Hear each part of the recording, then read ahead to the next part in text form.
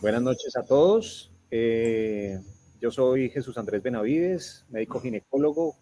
En este momento estamos dando inicio al webinar sobre espectro de placenta ácreta, el estado de arte. Para mí, como coordinador del webinar y como moderador, es un gusto estar acompañado de 3 compañeros con quienes he estado trabajando en el último año y medio sobre este tema de espectro de acretismo placentario dentro del Comité de Salud Materna y Perinatal de la Federación Colombiana de Obstetricia y Ginecología. Me acompañan esta noche la doctora Marcela Buitrago Leal, el doctor José Enrique Sanín Blair y el doctor Álvaro José Nieto Calvache. Los tres y mi persona pues hemos sido facilitadores de todo lo que ha sido el consenso de espectro de placenta ácreta, y en el día de hoy vamos a desarrollar un webinar en el cual vamos a tener 3 tópicos a tratar. En el primero vamos a hacer un abrebocas de todo el panorama de lo que es el espectro de placenta ácreta. Van a ser aspectos generales, generalidades, digámoslo así, de espectro de placenta ácreta. En el segundo punto, este primero va a estar va a ser presentado por la doctora Marcela Buitrago Leal. En el segundo punto vamos a tratar el diagnóstico sobre espectro de placenta ácreta. Este tema va a ser abordado por el doctor José Enrique Sanín Blair. Y por último vamos a tratar espectro de placenta ácreta, tratamiento, y este punto va a ser abordado por el doctor Álvaro Nieto Calvache. Entonces, para dar inicio a este tema, voy a presentarles a la doctora Marcela Buitrago. Marcela es especialista, es médico ginecóloga, especialista en medicina materno-fetal de la Universidad del Rosario, epidemióloga de las universidades CES y Rosario, miembro de las unidades de medicina materno-fetal de las clínicas de la mujer, de la clínica de Country y del Hospital Universitario de San Ignacio en Bogotá. Es coordinadora de los comités de salud materno y perinatal de la Federación Colombiana de Obstetricia y Ginecología, FECOLSOG, y la Asociación Bogotana de Obstetricia y Ginecología, ASBOC. Es profesora además de la Pontificia Universidad Javeriana. Marcela, buenas noches, muchas gracias por acompañarnos. Quedamos contigo. Buenas noches, Andrés, muchas gracias por tu gentil presentación. Y yo solamente me voy a tomar 10 minuticos para que hablemos de la importancia y del impacto que tiene esta complicación obstétrica, que está teniendo un vertiginoso crecimiento, y la proyección para nada es tranquilizadora. Al contrario, vamos a pensar que cada vez nos tenemos que enfrentar más a esta patología. Por lo tanto, todos los que manejemos obstetricia debemos estar familiarizados con sus factores de riesgo, con sus diagnósticos, sus imágenes diagnósticas y con el manejo. Entonces, como lo comentaba el doctor Benavides, yo voy a hablar sencillamente de ciertos aspectos epidemiológicos y generalidades del espectro de placenta ácreta. Antes del 2018, esta enfermedad era denominada de maneras diferentes de acuerdo al sitio o a la región del mundo donde lo estuviéramos describiendo. Por ejemplo, en Estados Unidos se llamaba placenta mórbidamente ácreta, en Italia, en Argentina, placenta adhesiva, en China, placenta perniciosa, etcétera. Cada uno le daba un nombre diferente y también eso afecta definitivamente su incidencia real, su impacto sobre la morbimortalidad materna. A partir del 2018, la FIGO, específicamente la Sociedad Internacional de Estudio de Espectro de Placenta Ácreta, se ponen en acuerdo en decir que deberíamos denominarlo un espectro de placenta ácreta, porque realmente es eso. Un mismo espécimen puede tener diferentes grados de invasión de la placenta al miometrio, incluso la misma paciente en diferentes estadios de su gestación puede tener diferentes grados de invasión, y eso es lo que uno observa, digamos, en la vida real. Entonces, consideran que el espectro de acretismo placentario son condiciones caracterizadas por alteraciones en la adherencia de la placenta a ese sitio de implantación. Todo es un espectro de acretismo placentario, pero existe una placenta normalmente invasiva que va a incrementar la morbimortalidad materna, ya que su grado de invasión es mayor. La clasificación, cada subespecialidad o cada especialidad la clasifica de acuerdo a sus criterios. Por ejemplo, los patólogos tienen una clasificación histológica. La FIGO nos recomienda una clasificación topográfica que nos orienta mucho hacia qué tipo de manejo quirúrgico y qué vasos sanguíneos son los que vamos a tener en cuenta para tener controlados, mientras hay clasificaciones ecográficas, hay clasificaciones intraoperatorias, y así como existen múltiples clasificaciones, pues también existen múltiples presentaciones de la enfermedad, por lo tanto, se denomina espectro. ¿Qué ha sucedido con esta enfermedad a lo largo de estos años? En la década de los 70 afectaba 1 en 2.510 embarazos, mientras que en el 2000, 20 años después, afectaba a 1 en 533, y para el 2016 tenemos en cuenta que afecta 1 en 272 embarazos. Y lo peor de todo es que esa incidencia va a seguir incrementándose porque está asociada definitivamente con la tasa de cesárea. En este estudio, en esta revisión sistemática de estudio de cohortes y de casos de controles, vemos cómo la tasa de cesáreas ha aumentado significativamente en diferentes partes del mundo, no solamente nos afecta a nosotros, sino es mundial, y va de la mano con el aumento de la incidencia de casos de espectroacretismo placentario que se describe en estos diferentes sitios, en estos diferentes sitios del mundo. La tasa de cesárea es otra epidemia que nos está afectando severamente a todos los obstetras, pero definitivamente Latinoamérica es la región del mundo con mayor tasa de cesáreas. La OMS recomienda que la tasa de cesáreas debería ser, o la ideal, debería ser de un 10 a un 15%, pero nos encontramos en un desprestigioso sexto lugar de tasa de cesáreas. En Colombia solamente superados por República Dominicana, por Venezuela, por Brasil, por Turquía, por Paraguay tenemos una tasa de cesáreas muy similar, que realmente están lejos de lo que nos recomienda la OMS. En una de las últimas revisiones del DANE, encontramos como en Colombia el 46%, casi la mitad de los partos, son atendidos por cesárea, muy lejos del 10 al 15% que nos recomienda la OMS. Y esta tasa de cesáreas difiere si estoy hablando de una institución prestadora de salud privada, donde el 55% de los partos son atendidos por cesárea, versus el 35% en IPS pública, con una razón de prevalencia significativa de 1.57 veces más probabilidad de que nuestros partos sean atendidos por cesárea si estoy en una institución privada.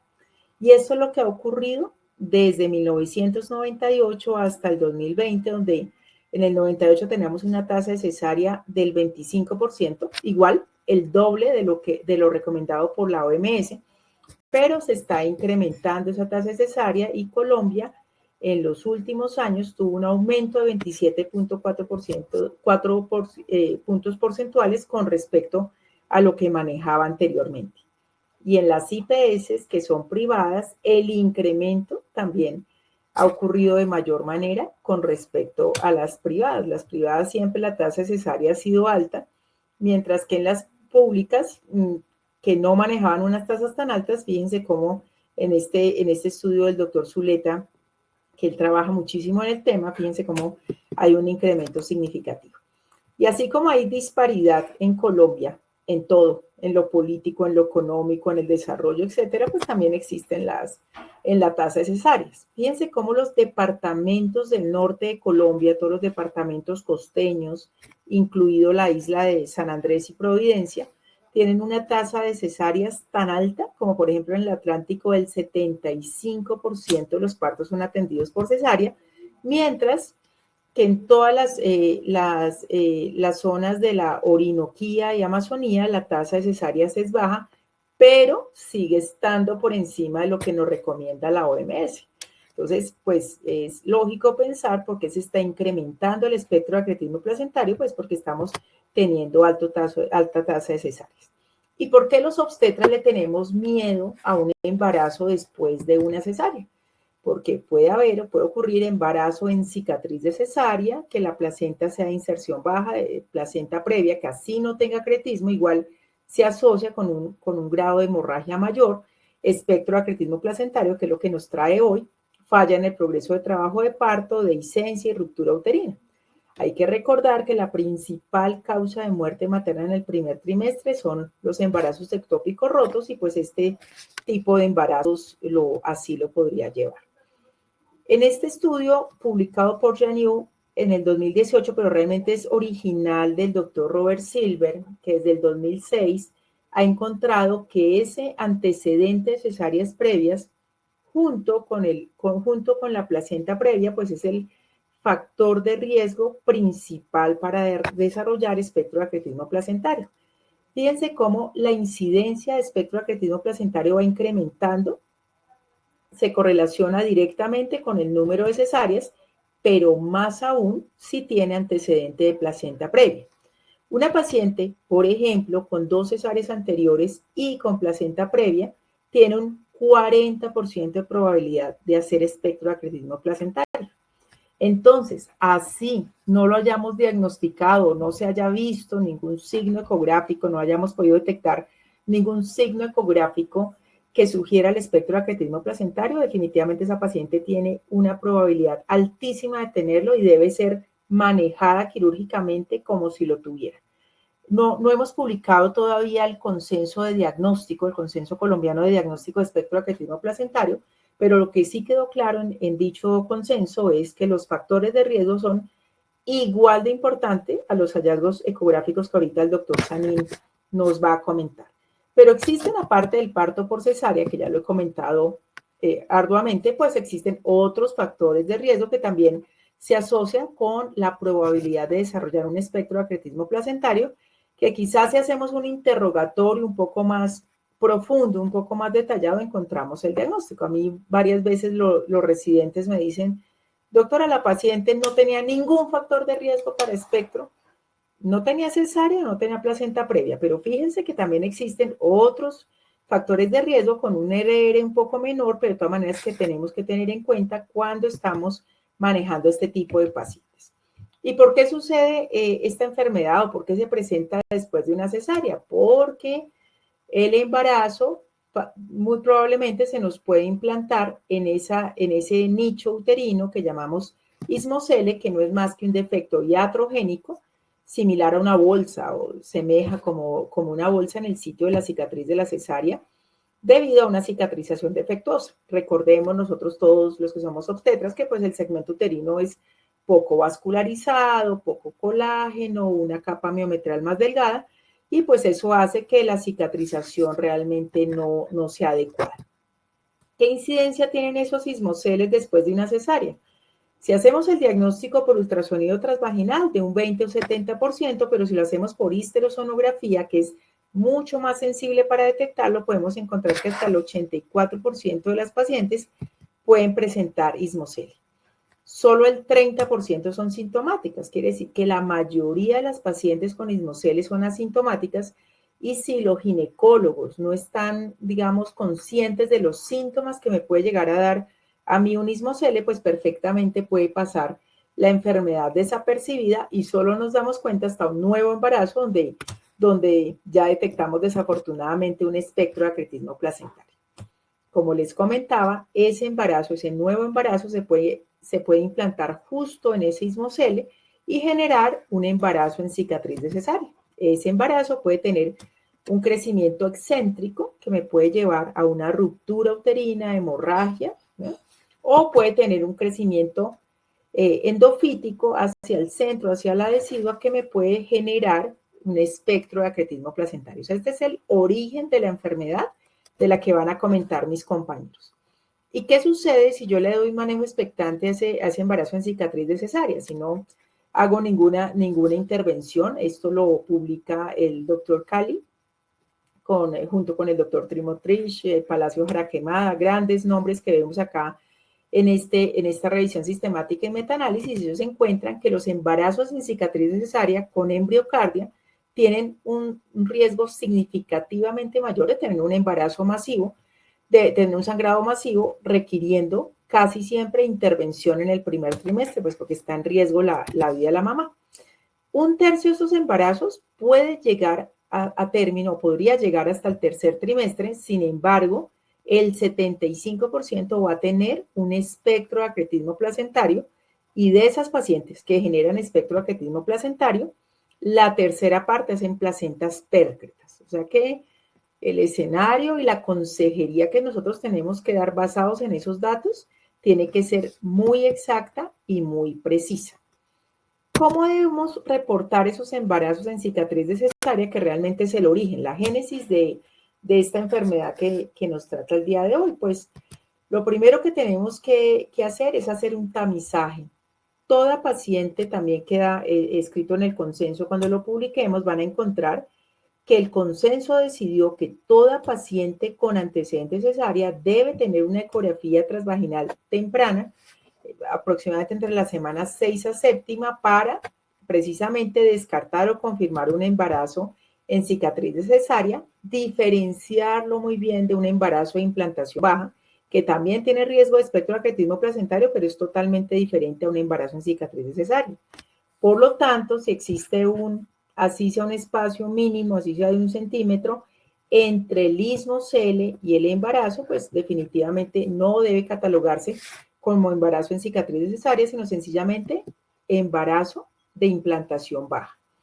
Y una vez implantado ese embarazo en el nicho uterino o en el istmo cele, trazar 2 líneas imaginarias, la línea de la cavidad uterina, que es esta línea azul que les marco acá, y la línea de la serosa, y con respecto a esas 2 líneas, mirar o evaluar dónde está ubicado el embarazo. Si está por detrás de esa línea de la cavidad uterina, si está por encima de la línea de cavidad uterina, pero sin traspasar la serosa, o si definitivamente la mayoría o al menos la mitad de ese embarazo logra atravesar la serosa, inclusive relacionarse con órganos similares. También hay que evaluar si hay estructuras embrionarias. Definitivamente, cuando hay estructuras embrionarias y con embriocardia, esos embarazos tienen mayor riesgo de ruptura uterina, y por eso ellos al final de su artículo nos sugieren este flujograma. Paciente con antecedente de cesárea, realizar ecografía temprana, revisarse el embarazo intrauterino, de implantación baja, hacerle seguimiento. Esos pacientes también tienen riesgo mayor de desarrollar espectro de acretismo placentario, o si está ubicado muy cerca o dentro del nicho, clasificarlo, si está detrás de esa línea de la cavidad endometrial o definitivamente la cruza. En ambos casos, cuando la cruza o cruza la línea de cavidad endometrial o cruza la serosa, estos pacientes deben ser manejados en una unidad de medicina materno-fetal para su manejo. Eso también es muy similar a lo que vamos a nosotros a recomendar en nuestro consenso.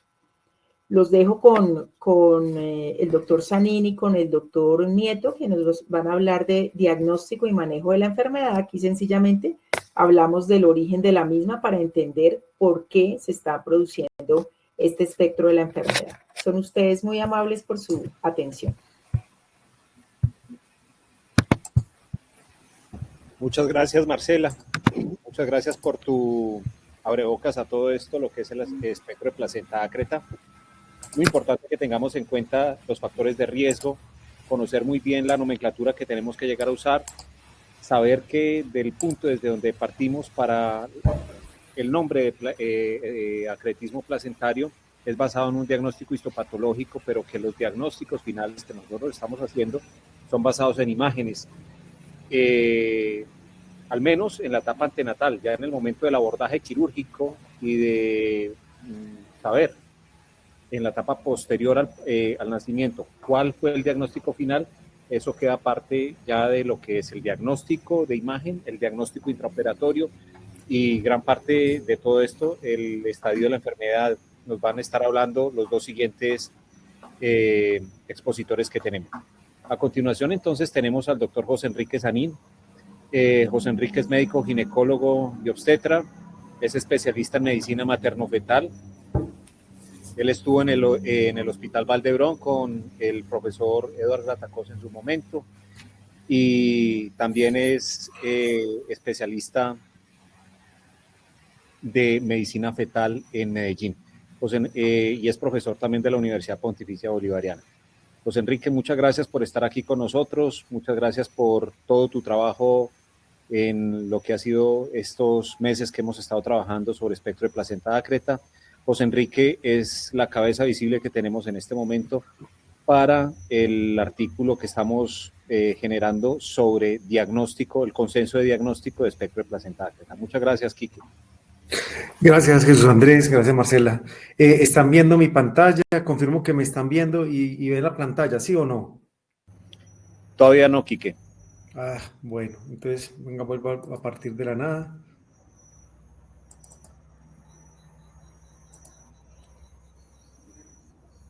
Ahora sí.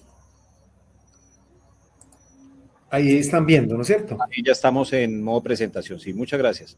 Bueno, entonces en estos 20 minutos voy a presentarles algo en lo cual hemos venido trabajando no solamente nosotros, todos ustedes, muchos de los que están acá presentes. Y esto parte desde el año 1982. Yo sé que muchos de los que están acá en esa época ni siquiera habían acabado medicina o estarían acabando el bachillerato. Y desde el año 1982 ya estos doctores decían que existía una entidad, por supuesto, que llamaba el acretismo, que lo conocíamos desde hace mucho tiempo, pero que existía la posibilidad de diagnosticarlo mediante ultrasonido. Yo quiero que ustedes se comparen el ultrasonido que tenían en esa época en modo M o con un modo bidimensional de muy baja calidad con el que ustedes tienen ahora. Y en esa época el doctor Tafts y el doctor Bigman describieron en pacientes con cesárea previa la presencia de un acretismo placentario o una placenta increta que llamaron en esa época. Y definitivamente mucho ha pasado hasta ahora. Y yo creo que este tema en los últimos 4 o 5 años es un tema súper taquillero. En cualquier congreso de ultrasonido, en cualquier congreso de medicina materno-fetal, están hablando de diagnóstico, de acretismo y de manejo del espectro de placenta acreta. Por tanto, pues nosotros nos dimos también a la tarea de tratar de ver en nuestro medio cómo poder tratar de hacer investigación propia, tratar de correlacionar esos hallazgos que han publicado los otros a nuestro medio. Y entonces acá están todos los participadores en el consenso. Hay gente de todas las regiones o de casi todas las regiones de Colombia. Quiero hacer pues un reconocimiento a cada uno de ellos pues por haber participado en este consenso Delphi, que Marcela ya explicó pues la metodología, en el cual lo que tratamos fue reunir entre comillas unos expertos, entendiendo que todos tenemos algún grado de limitación, pero como dicen es lo que hay, y tratamos de revisar la literatura, presentar nuestras publicaciones, presentar nuestros casos y tratar de llegar a un consenso Delphi, en la cual buscábamos un acuerdo de un 80% entre cada uno de nosotros para emitir recomendaciones que pronto espero que se vean publicadas, y quiero nuevamente agradecer a todas estas personas que han participado acá. Y parte de esta motivación, parte de este artículo que lideró el doctor Álvaro Nieto, y es que la pérdida de experiencia, no solamente en el diagnóstico, sino en el manejo, es una de las principales causas de muerte materna en espectros de placenta acreta. Entonces, ¿qué pasa? Muchas veces existe subestimación del riesgo. Uno siempre le echa la culpa a los recursos hospitalarios, pero muchas veces es a veces que uno como clínico o no cree en las ayudas para clínicas, particularmente el ultrasonido o la resonancia, y uno dice, bueno, yo me le meto a este acretismo y yo ya tengo mucha experiencia y creo que voy a poder resolver. Y probablemente esa digamos, autoconfianza del cirujano sin entrar con el equipo y sin entrar con el personal es el causante de que existan casos como los que describimos en este artículo ya en el 2021, en los cuales hubo desafortunadamente muchísimas muertes maternas. Esto no solo de Colombia, es de muchos países en América Latina. ¿Qué tenemos entonces de recomendaciones? Están algunas en desorden. Pues que de acuerdo a nuestra realidad, el diagnóstico antenatal de espectro de acretismo placentario por ultrasonido o resonancia, probablemente por ultrasonido, y su oportuna remisión a un centro con experiencia en diagnóstico y manejo, mejora los resultados maternos y perinatales. De aquí que esta parte del consenso de diagnóstico sea muy importante para que la apliquemos o que se aplique en Colombia. Yo entiendo que hay gente de otras partes de América Latina hoy en la noche, pero realmente no se debe subestimar el riesgo. Y una de nuestras recomendaciones era que se tratara de hacer diagnóstico antenatal, particularmente por ultrasonido, donde exista experiencia con resonancia, pero si se detecta o se sospecha, se remita a un centro con experiencia. Y miremos que la cuestión no es fácil en América Latina. Rudy Aguilera, también con Álvaro Nieto y otros compañeros de otros países de América Latina, encontraron que de 129 pacientes en América Latina, algunos con más recursos que nosotros o menos, solamente un 37% tenían diagnóstico prenatal. Y eso es una de las metas de este consenso, es tratar de mejorar el diagnóstico antenatal. En Colombia, todas las mujeres embarazadas deben tener al menos 2 ultrasonidos, uno en la semana 12 a 14 y otro en la semana 20 a 24. Y el objetivo es tratar de mejorar este diagnóstico antenatal del espectro de placenta ácreta.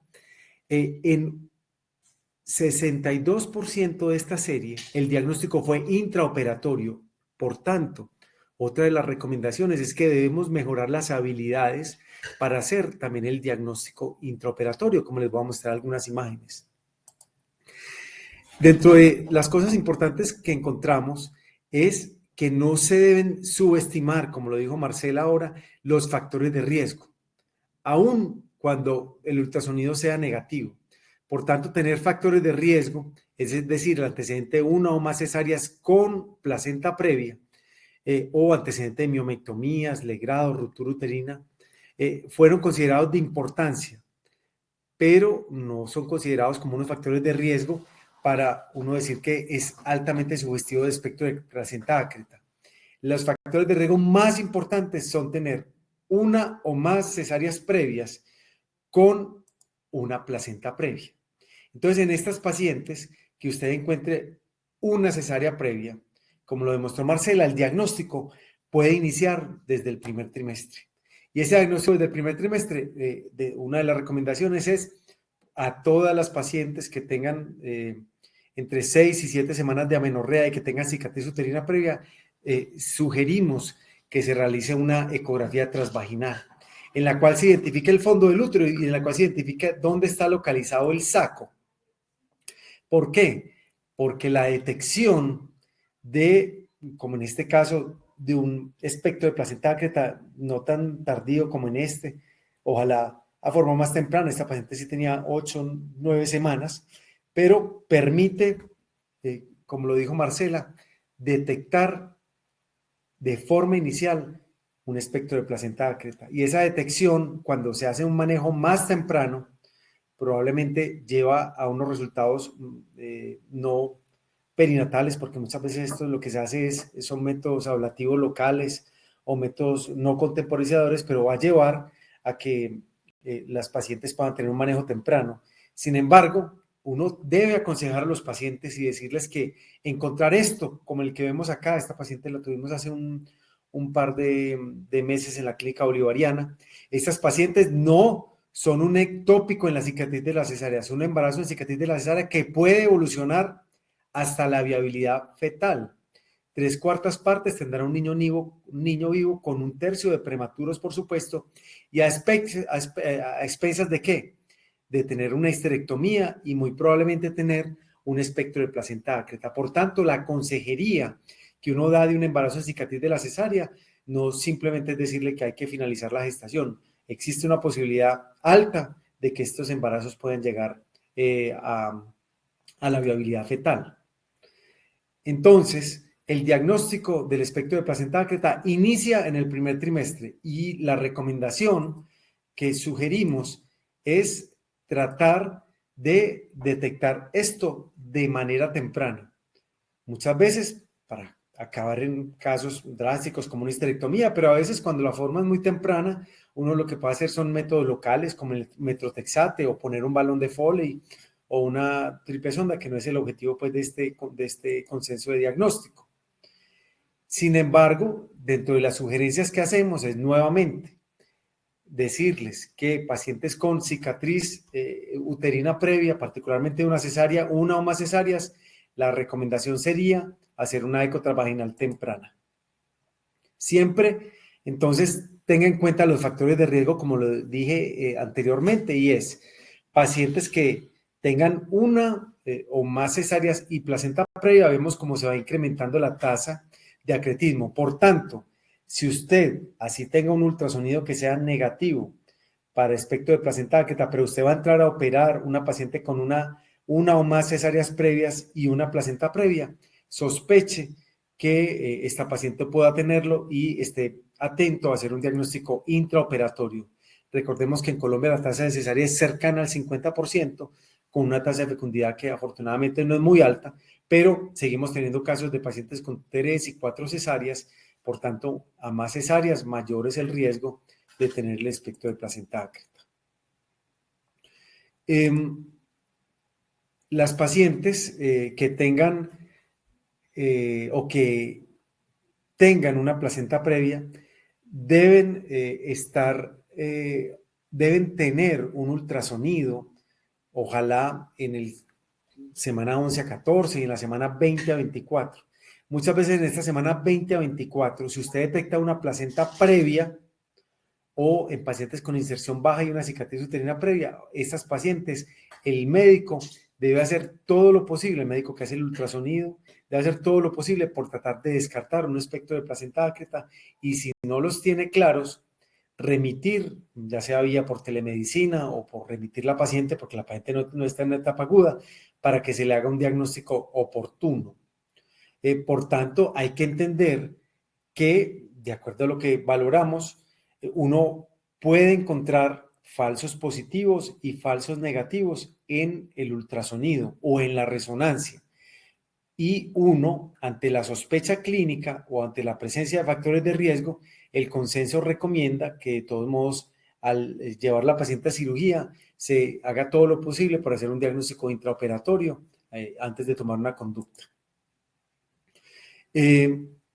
Otra de las recomendaciones importancia es que se utilice el ultrasonido por personal con experiencia y que ojalá haya mucho más entrenamiento en esta área y que las pacientes, ya sea en el segundo trimestre, sean remitidas en el tercer trimestre de la gestación para ser valoradas en centros especializados de ser posible, como les digo, también mediante telemedicina, que pudiera ser una alternativa. Y esta valoración especializada, si uno tiene una paciente con una cesárea previa, una placenta anterior alta, el consenso no alcanzó un acuerdo del 80% en que estas pacientes sí tienen un factor de riesgo importante. Por tanto, el grupo en el cual nos debemos enfocar nosotros como clínicos es pacientes con cicatriz uterina previa, particularmente cesárea, que es la más común, y la placenta previa. En estas pacientes uno debe utilizar toda la tecnología adecuada, como el ultrasonido y el Doppler, para poder mejorar. Veamos esta paciente, es una paciente con la historia clásica, 28 semanas, 2 cesáreas previas, 3 legrados.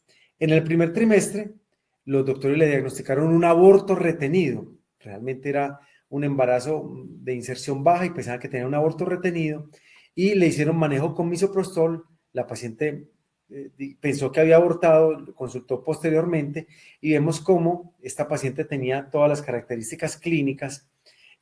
Tenía pues la pérdida de la interfase, tenía la zona de lagunas, tenía aumento de la vascularización mediante el Doppler, la pérdida de la zona clara y esta paciente logró llegar hasta la semana 32 de gestación cuando empezó con un sangrado y requirió un manejo posterior. Entonces, ¿qué recomendaciones hicimos en el consenso respecto a los aspectos técnicos en la realización del ultrasonido en el segundo y tercer trimestre? Siempre trate de complementar la vía transvaginal por la abdominal con vejiga medio llena. La presencia de una vejiga medio llena le permite a usted valorar mejor este espacio prevesical y valorar si hay vasos puente, valorar la vascularización, valorar si hay pérdida de la interfase. Segunda recomendación importante, tenga cuidado de no hacer mucha presión con el transductor, porque si usted hace mucha presión con el transductor por vía abdominal puede hacer perder esa zona gris y falsamente dar diagnósticos de acretismo placentario. Cuarta recomendación, que se utilice el color power o el color Doppler o el color para tratar de identificar esos vasos. Ese Doppler color debe ser a bajas velocidades y con buen llenado de flujo, punto 3, punto 6, para tratar de identificar los vasos puente y el aumento de la vascularización. Si usted utiliza el color a unas frecuencias mucho más bajas, probablemente o con mucha ganancia, probablemente va a ser sobrediagnósticos de espectro acretismo placentario. Y recomendamos también que se pueda hacer el diagnóstico en cualquier trimestre de la gestación, pero por supuesto a partir de la semana 28 tiene mucha más importancia. Siempre en los aspectos técnicos recomendamos describir la localización de la placenta, la relación con la cicatriz de la cesárea, la extensión de la placenta, si hay compromiso cervical o parametrial. Veamos entonces uno de los signos clásicos que nosotros recomendamos que se siguieran, como la mayoría de publicaciones, es si encontramos esta pérdida de esta línea hipoecóica, de este espacio retroplacentario, y encontrar muchos más signos. Entre más signos encuentre usted, mayor es la probabilidad de tener un espectro de placenta acreta. Es mucho más fácil diagnosticar placentas, entre comillas, percretas, pero que recomendemos, como dijo Marcela, que esto es un espectro en la cual podemos tener zonas de placenta que tengan placentas con una invasión leve, pero zonas de placenta que pueden tener una invasión, por ejemplo, a parametrio o al espacio prevesical, lo cual complica también mucho más la cirugía. Y recordemos que acá el problema es el sangrado. Entonces, zonas de acretismo o percretismo en la zona baja de la pelvis son zonas que se asocian a lesiones de la vejiga, lesiones del ureter, a dificultad para controlar el sangrado. Por tanto, hay que describir bien la zona. La pérdida del espacio retroplacentario. Miremos acá la vejiga y miremos cómo hay una pérdida de este espacio retroplacentario, de la cual todos debemos estar familiarizados, y a pesar de que esta paciente no tiene lagunas venosas, encontrar esta pérdida del espacio placentario, como en este caso del hallazgo intraoperatorio, en la cual hicimos una histerectomía, presentaba un espectro de placenta acreta. Miren acá, en la cual vemos miometrio, se adelgaza la zona y miremos cómo en la zona hacia la pelvis encontramos ya esta invasión clara de la placenta en esa área era el área prevesical. Por tanto, a esta paciente le hicimos una cesárea por esta zona y luego procedimos a hacer una histerectomía con placenta in situ. Pero el diagnóstico definitivamente fue salvador para disminuir la posibilidad de sangrado intraoperatorio y para disminuir las complicaciones. Esta paciente llegó hasta la semana 34. Interrupción de la continuidad vesical. Acá vemos la vejiga y vemos cómo hay esta zona irregular. Esos son otros hallazgos que sugieren la presencia del espectro acreta. La presencia de las lagunas placentarias anormales, particularmente vasos que alimentan lagunas. Cuando usted ve el Doppler, usted no necesita el Doppler si usted encuentra una placenta aumentada de tamaño con lagunas, y si usted le pone el Doppler y ve que hay vasos que alimentan esas lagunas, estamos hablando de que existe una posibilidad alta de tener un espectro de placenta acreta, particularmente en el contexto de una placenta previa. Lo mismo, encontrar este abultamiento, como en este caso. Acá está el feto, vemos la placenta y vemos cómo en esta zona viene miometrio, hay un abultamiento. Esta paciente hicimos el diagnóstico a la semana 24 de gestación y se correlacionó con los hallazgos en la cesárea histerectomía que le hicimos a la semana 35 de gestación. Miren acá la zona que correspondía al abultamiento y eso es un signo muy sugestivo de una placenta percreta. Miren el estudio de patología, miremos cómo hay miometrio, y miren cómo los cotiledones casi que salían hacia la parte prevesical. El Doppler, nuestro consenso le da mucha importancia porque la hipervascularización uterovesical o el Doppler pues bien hecho permite identificar neovascularización, y entre más neovascularización haya hacia el espacio prevesical, hacia los parametrios, hacia el cervix, en teoría le damos mayor importancia clínica desde el punto de vista quirúrgico, como en este caso en la cual se ven estos vasos, esa zona vascular que correspondía a la zona de la placenta percreta. Este caso es otra paciente ya de 32 semanas con aumento de la vascularización. Nuestro consenso, por supuesto que le da valor a las nuevas tecnologías, a la reconstrucción 3D, pero nuestro consenso no sugirió que la actualización de estas imágenes de 3D con vascularización sean de uso rutinario, por tanto no lo recomienda de manera rutinaria, sino bajo el contexto de investigación, pero sí que le da un papel al Doppler, esta paciente que tenía un aumento de la vascularización, y ya al abrir el peritoneo encontramos, miren, esta zona de neoformación, que son estos vasos que están acá y que hacían parte del espectro de placenta acreta. Hoy por hoy hay una discusión importante que tal vez Álvaro la pueda ampliar, y es la diferencia entre una ventana vesical, una ventana uterina, es decir, una dehiscencia del útero con una placenta previa versus una placenta percreta. Es una discusión que ha tenido pues mucha controversia, pero hoy por hoy Álvaro les puede presentar algunos comentarios importantes. Hoy por hoy, digamos que la técnica quirúrgica, la dificultad quirúrgica puede ser igual, y a uno lo que le importa es el sangrado. Por tanto, ¿qué será mejor para nuestro medio? El screening del primero o del segundo trimestre, pues no tenemos evidencia en nuestro medio. Sin embargo, pensamos que es de suma importancia, no solamente cada que tenga la oportunidad de valorar cualquier paciente con cicatriz uterina previa y placenta previa, tratar de buscar esos signos directos, ecográficos de espectro de acretismo placentario.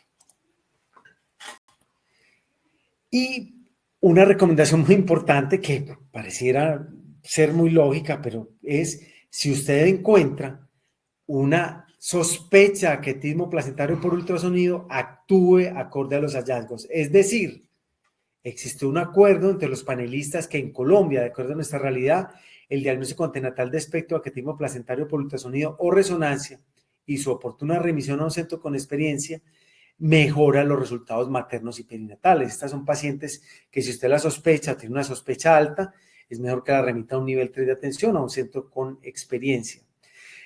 Para la resonancia, el consenso, digamos que conceptuó o tuvo un acuerdo que el ultrasonido probablemente sea hoy por hoy una herramienta mucho más importante para pacientes con cesárea previa y placenta anterior, pero en pacientes con placenta posterior, en la resonancia sí que pudiera, o en pacientes con dificultades técnicas, sí que pudiera aportar algo. Sin embargo, el consenso reconoce que, así como el ultrasonido, la resonancia requiere de personal entrenado que lea las resonancias. Por tanto, una de las recomendaciones que Álvaro también les va a hablar es tratar de aplicar la telemedicina para el espectro de placenta acreta. Y telemedicina en imágenes es usted hacer unos buenos videos y contactar a algún compañero que tenga más experiencia y mandarle los cortes o mandarle los volúmenes o mandarle las imágenes ecográficas. Eso también ayuda en pacientes de bajo y medio ingreso como Colombia, tratar de mejorar el diagnóstico y que todos aprendamos de los casos que tienen los otros.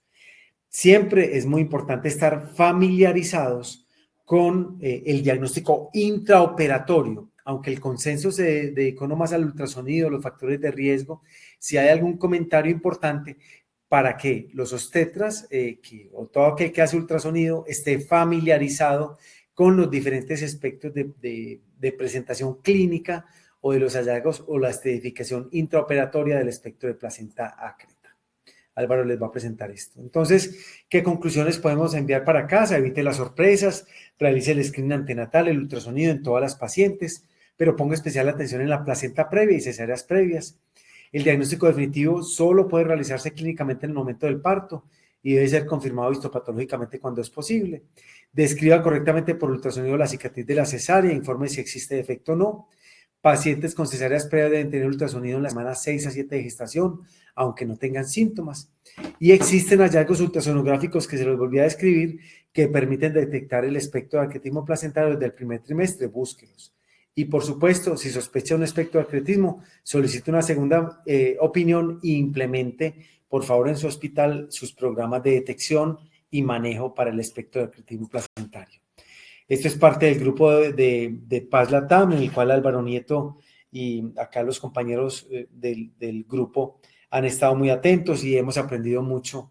Los invitamos al congreso que está avalado por la FECOLSOC, que será en Cartagena, acerca de con el grupo de Gratacosa y Barcelona. Vamos a hablar muchos temas, entre ellos del espectro de acretismo placentario. Yo creo que al final habrá algún momento para discusión. Voy a dejar de compartir pantalla para darle paso a creo que es a Marcela o Álvaro, y siga alguno de mis compañeros. Muchas gracias. Muchas gracias, Quique. Muchas gracias por tu extensa revisión y detallada precisión sobre todos los hallazgos del diagnóstico antenatal de espectro de placenta acreta y sobre los puntos que hemos querido resaltar en el consenso colombiano sobre diagnóstico de acretismo placentario. A continuación, tenemos al doctor Álvaro Nieto. El doctor Álvaro Nieto nos va a hablar sobre el espectro de placenta acreta. El doctor Álvaro Nieto es médico de la Universidad del Valle, obstetra de la Universidad del Valle, es especialista en cuidado intensivo de la Universidad del Valle, es profesor ha sido profesor de la Universidad de Santiago de Cali, es candidato a PhD de la Universidad de Ámsterdam. En este momento es el líder del programa de espectro de placenta acreta de la Fundación Valle de Lili, es profesor de posgrado en ginecología y obstetricia de la Universidad ICESI en Colombia, es miembro del Grupo de Investigación Clínica de la Fundación Valle de Lili, es miembro también del Grupo Latinoamericano para el Estudio del Espectro de Placenta Acreta, es miembro de la Sociedad Panamericana para Espectro de Placenta Acreta y es miembro de la Sociedad Internacional para Espectro de Placenta Acreta. Álvaro ha estado liderando el consenso sobre tratamiento y nos ha acompañado también, por supuesto, en todo lo que es el diagnóstico, y a continuación, entonces, tendrá su disertación sobre espectro de placenta acreta, manejo. Muchas gracias, Álvaro, por estar acompañándonos. Es para nosotros un gusto tenerte aquí con nosotros y adelante. No, gracias a vos, Andrés, y a FECOLSOC por organizar este evento, a todos los participantes también, a los que están conectados. ¿Me confirmas si se ve mi pantalla? Sí, Álvaro, se ve tu pantalla. Te faltas colocarle en modo presentación y listo. Ahí, ¿qué tal? Perfecto, hermano. Gracias. Bueno, espera, yo pongo mi cronómetro porque yo como que a veces me extiendo más de la cuenta. Entonces, bueno, una alarma para no aburrirlos. Bueno, vamos a hablar de tratamiento de espectro de acretismo placentario. Va a ser fácil porque los colegas que me han precedido han hecho una introducción espectacular. Y comienzo con esta fotografía, muchos de ustedes la han visto, porque para muchos de nosotros, pues la histerectomía es la solución, ¿no? Pues, ¿para qué hablar tanto de tratamiento, de un nuevo tratamiento, de que le pongo esto o lo otro, si en última va a ser histerectomía? Entonces, los que están conectados, miren y adivinen cuál de todas esas placentas, hay 10 placentas ahí con anormalidad evidente, ¿no? ¿Cuál de esas no es un acretismo? Déjenlo para ustedes. Y cada uno ténganlo en la mente porque ninguna es un acretismo. Ahí está la referencia, por favor, léanse el artículo. Hay unos artículos encabezados por el doctor Janiaus y el doctor Hussein. El doctor Janiaus es el del Reino Unido, fue el que coordinó el consenso de FIGO, y Hussein es de Egipto. Janiaus tiene pocos casos, Hussein tiene muchísimos casos y se han unido y han hecho cosas muy interesantes. Ninguna de estas pacientes tiene acretismo placentario. Todas tienen una dehiscencia de la cicatriz de cesárea. Entonces, dense cuenta, cualquiera de nosotros hubiera apostado bastante dinero para decir que estas eran placentas pérfidas. Si cualquiera de nosotros hubiera dicho que está perfecto hacer una histerectomía fúngica, sacar al bebé y comenzar con la histerectomía sin ni siquiera preguntarse si es o no, porque es obvio que es una pércreta. Resulta que ni siquiera son acretas, son placentas que se insertaron sobre un mismocele, un útero con un roto, y luego este mismocele se ha estirado. Y son esas señoras que si no tuvieran placenta previa, cuando le hacemos la cesárea vemos el bebecito ahí a través del miometrio. Son úteros con dehiscencia uterina, pero lo que estamos viendo ahí no es un acretismo, es la placenta previa es la placenta a través de la dehiscencia. Este es el artículo, por favor, léanlo. Él dice, miren cómo se titula, Buscando por la pércreta. Y miren que es la misma persona que durante 20 años nos estuvo diciendo que el diagnóstico era histológico. Ahora este señor ha llegado a la conclusión de que la histología no sirve, porque realmente la mayoría de las veces o no hay reporte en los países pobres donde más cesáreas y más acretismo hay, o el patólogo no estaba entrenado, o en últimas, pues simplemente no es una pércreta, a pesar de que yo pensara que fuera. Bueno, entonces, ¿qué tratamiento debemos ofrecer? Esta gráfica siempre la pongo, me gusta mucho, es una editorial del doctor Chandraharan de un Best Practice. Miren que lo que tenemos que dar, como en cualquier entidad, en cualquier cosa en la medicina, tenemos que dar el tratamiento con mayor excelencia, tenemos que dar un tratamiento excelente, con calidad. Y por supuesto eso implica que nos entrenemos, que nos autoevaluemos, pero también que diseminemos el conocimiento, aprendamos de otros y enseñemos lo que sabemos y que investiguemos e innovemos. No nos podemos quedar quietos. Ok, este es el otro artículo que quiero que vean, por favor. Este es un poquito más reciente, del mismo grupo. Miren, son los mismos nombres que les mencionó Marcela. Karin Fox, Amar Bait, Eric Janiot y Ahmed Hussein. ¿Sí ven? El mismo grupo del artículo anterior. Entonces, yo con este artículo quisiera que ustedes se preguntaran. Ustedes muchos pueden decir, ok, listo, para la gente que no sabe o la gente que no tiene recursos, está bien que se pregunte, pero yo hago histerectomía y eso es. Yo dejo la placenta in situ, eso es. Yo hago cirugía conservadora y eso es para todos los casos. Yo no tengo nada más que aprender porque yo ya soy un experto. Pues no es así. Miren esto tan interesante. El grupo de Egipto grabó las ecografías y las cirugías de 90 pacientes con sospecha prenatal de acretismo. Es decir, este hospital donde se atienden muchos casos de acretismo, más de 100 al año, dijo, esta señora tiene acretismo y la llevó a protocolo de acretismo. Resulta que el 33% de los casos no eran acretismos, eran dehiscencias uterinas con placenta previa. Ok, dijeron, bueno, de pronto somos nosotros los que nos estamos equivocando. Entonces llamaron a un experto en ecografía, el doctor Amar Bait, y le pusieron a ver las fotos y los videos de la ecografía y él se equivocó en el 30% de los casos. Es decir, se catalogó mal por ecografía de alta calidad y con buena técnica tomada una de cada 3 pacientes, que se dijo que era acreta no lo era, o que se dijo que era una dehiscencia y sí era acreta. Ok, pero entonces lo que manda la parada es el hallazgo intraoperatorio. Entonces cogieron los videos de estas cirugías y se los presentaron a una experta, la doctora Karin Fox de Houston, y la pusieron a que revisara los hallazgos intraoperatorios y se equivocó en una de cada 5 pacientes. Es decir, la persona que hizo los consensos mundiales, toda esta gente, este equipo hizo los consensos, son los que nos vemos en todos los webinars, en FIGO, en ISUOG, se equivocan en una cada 3 o cada 4 veces cuando van a decir por ecografía o por hallazgo intraoperatorio si es un acretismo o una dehiscencia. Es decir, le vamos a sacar el útero a todas las pacientes. Si vamos a hacer eso, le estamos sacando una de cada 3 úteros que sacamos no eran acretismo, eran dehiscencias que se hubieran podido beneficiar de otro tipo de tratamiento. Pacientes que en ocasiones tienen deseo de fertilidad futura o en quienes la histerectomía tiene otras implicaciones.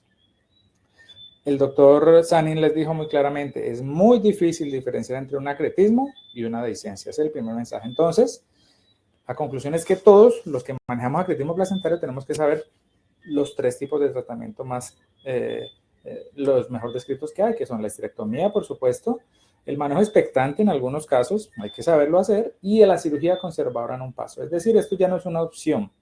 El mismo doctor Eric Janiot, que era el que ponía en el 2018 en el consenso de FIGO que la cirugía conservadora era solo para casos experimentales, está diciendo que en una de cada 3 pacientes se puede hacer, o incluso más.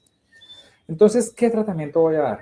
Un manejo individualizado, el suficiente, por supuesto. No me voy a poner a conservar un útero cuando es una lesión masiva, pero tampoco le voy a sacar el útero a todas las pacientes porque muchas no tienen acretismo. Por supuesto, tengo que ahorrar recursos. No puedo meterme a usar ligature en todos los casos, en nuestro medio, por ejemplo, en hospital público, o embolizar en nuestros hospitales que ni siquiera tienen resonador. Por supuesto, tengo que ver la evidencia y cuáles técnicas tienen mejores resultados y probablemente sirva mucho la clasificación topográfica y la estratificación intraoperatoria. Esta es la clasificación topográfica, Marcela se las mostró. La clasificación histológica está mandada a recoger. El doctor Sanin les mostró cómo en Bolivia la mitad de los pacientes no tienen diagnóstico histológico porque simplemente no llevan la pieza quirúrgica a patología. O piensen ustedes cuánto se demora en salir una histología. Se demora 20 días. Usted ve a la señora, a los 10 días le quita los puntos y no la vuelve a ver. O sea, usted no vuelve a darse cuenta si era acreta, íncreta, pércreta. En cambio, la clasificación topográfica se basa en definir cuál es la pared afectada, si se puede o no disecar la vejiga, si está por encima de la reflexión peritoneal es muy fácil, piensen en una miomectomía, el útero puede estar totalmente deformado por miomas en el fondo y usted lo saca con facilidad, pero si hay un mioma de 3, 4 centímetros, único mioma al lado del cervix, piensa en el dolor de cabeza que le da hacer esa histerectomía. Y estos son los tipos. El tipo 0 es una discencia, un abultamiento violáceo por el cual se alcanza a ver la placenta, pero no hay vasos entre el útero y la vejiga. El tipo 1 es lo mismo, pero sí hay vasos entre el útero y la vejiga. El tipo 2 es una lesión lateral. Miren cómo abombar el parametrio en la parte de abajo es una pesadilla. Ahí hay nervios, grandes vasos, está el uréter. El tipo 3 es cuando se afecta la parte más baja del útero, incluido el cervix, pero si además hay fibrosis ahí y usted no puede disecar, eso se llama tipo 4, es muy difícil de manejar. Y la tipo 5 es la más rara, es el acretismo posterior. ¿Cómo lo hacemos? Pues simplemente aprendamos de nuestros colegas los gineco-oncólogos, porque cada vez que ellos hacen una cirugía radical, histerectomía radical, despliegan o desarrollan o ingresan a unos planos avasculares subperitoneales. Nosotros no tenemos que desarrollar todos los espacios, solamente tenemos que desarrollar el espacio parametrial y ahí queda el paravesical medial y evaluar el espacio retrovesical. Todo esto se puede hacer antes de extraer al bebé y usted ya puede ver la cara lateral del útero, a ver si es un acrismo lateral, o puede ver si hay fibrosis vesicuterina, a ver si es un tipo 4. En esos dos, el tipo 2 y el tipo 4, hay que preocuparse máximo y en esos casos es que hay que incluir intervenciones vasculares y urológicas como catéteres en los uréteres o balones aórticos o otra estrategia de control vascular. Esto es lo que les digo, miren, un útero en cara lateral y en cara anterior. Todo lo que esté por arriba de la reflexión peritoneal, es decir, donde el peritoneo llega por detrás de la vejiga y sube, o la base del ligamento ancho, todo lo que esté por encima es fácil, todo lo que esté por debajo es una pesadilla. Y estas son las pacientes que mueren. El doctor Sanín les mostró el análisis de 82 muertes maternas que hicimos en 16 países, en 3 continentes. Muchos de esos casos, cuando no hubo dificultades en falta de entrenamiento y técnica quirúrgica inapropiadas, fueron estas pacientes, con lesiones parametriales bajas y fibrosis vesicuterina. Entonces, esta es una propuesta que hemos hecho para organizar la mente y decir, ok, voy a ir a cirugía de acretismo, ¿qué hago? La propuesta es que siempre, sin importar lo que diga la ecografía, usted abra el parametrio, evalúe el espacio retrovesical y ligue todos estos vasos. Usted igual los va a ligar en la histerectomía, pues líguelos antes y así puede evaluar la pared anterior y la pared lateral y aplicar la clasificación topográfica. Ahorita estamos trabajando con el grupo este que les conté de Egipto y con el doctor Janeaus en tratar de lograr esto con la ecografía. La ecografía no puede limitarse a decir tiene o no tiene acretismo. La ecografía tiene que definir en dónde está el acretismo. Está en la parte alta de la cara anterior, involucra la cara lateral, está en la parte baja, compromete el cervix. Y si usted pudiera acercarse y hacer un dibujito en 3 planos para que el grupo quirúrgico, que no siempre es el mismo grupo de diagnóstico prenatal, trate de aplicar la clasificación topográfica, sería muy buena. Ok, mientras llegamos a eso, pues hagamos la clasificación intraoperatoria y definamos si es un tipo 0, tipo 1, tipo 2, tipo 3, tipo 4, tipo 5. Y hagamos estas 3 preguntas. ¿Se puede separar el útero de la vejiga? ¿Hay suficiente miometrio para reconstruir el útero? ¿Qué quiere decir eso? ¿Hay más de 2 centímetros de miometrio sano por debajo del cervix? ¿O hay más del 50% de la circunferencia uterina con miometrio sano? O sea, si lo ven en sentido axial, ¿hay suficiente miometrio para reconstruir? Si la respuesta es que sí, yo voy a hacer una cirugía conservadora. Si la respuesta es que no hay suficiente miometrio sano, usted va a hacer una histerectomía total. Y si la respuesta es que usted no puede separar el cervix, perdón, el útero de la vejiga, usted va a hacer una histerectomía subtotal modificada. Es una propuesta. Y aquí viene el primer mensaje. La mayoría de los casos, la mayoría de las pacientes pueden tratarse con técnica menos mórbida. No lo estoy diciendo yo ni el doctor Palacio, lo está diciendo el grupo que hizo FIGO, es decir, Janeaus, Karim Fox y Hussein y Amar Bait, que en la tercera parte de las pacientes no se trata de acretismo, sino una dehiscencia. ¿Por qué le vamos a sacar el útero a una paciente con dehiscencia? ¿Y cómo lograrlo? Pues por supuesto, no es fácil porque no nos han enseñado a hacerlo, pero la estadificación intraoperatoria es una estrategia válida para discernir entre estas dos entidades. La histerectomía, por supuesto que hay que saberla hacer, es un tratamiento válido, no quiere decir que no, tenemos que seguir haciendo histerectomía, pero no a todas las pacientes. Pero no podemos confiarnos en decir que somos ginecólogos, sabemos hacer histerectomía para acretismo. No, la histerectomía para acretismo es un procedimiento único que requiere un entrenamiento específico, tan complejo como para hacer cualquier otro tipo de cirugía como la cirugía conservadora. Y por supuesto, los tipo 4, que son la fibrosis vesicuterina, los tipo 2, que es la lesión parametrial, no intentemos conservar el útero.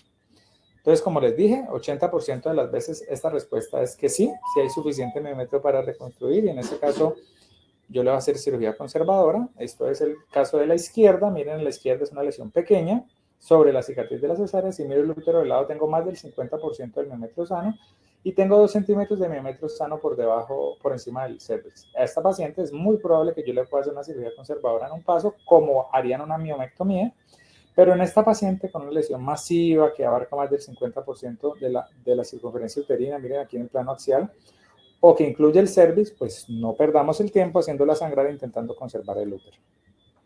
Ok, de nuevo, ¿cuál de los dos? ¿A la derecha o a la izquierda? ¿Cuál es acretismo? Miren esta es una visión a la laparotomía y esta es otra.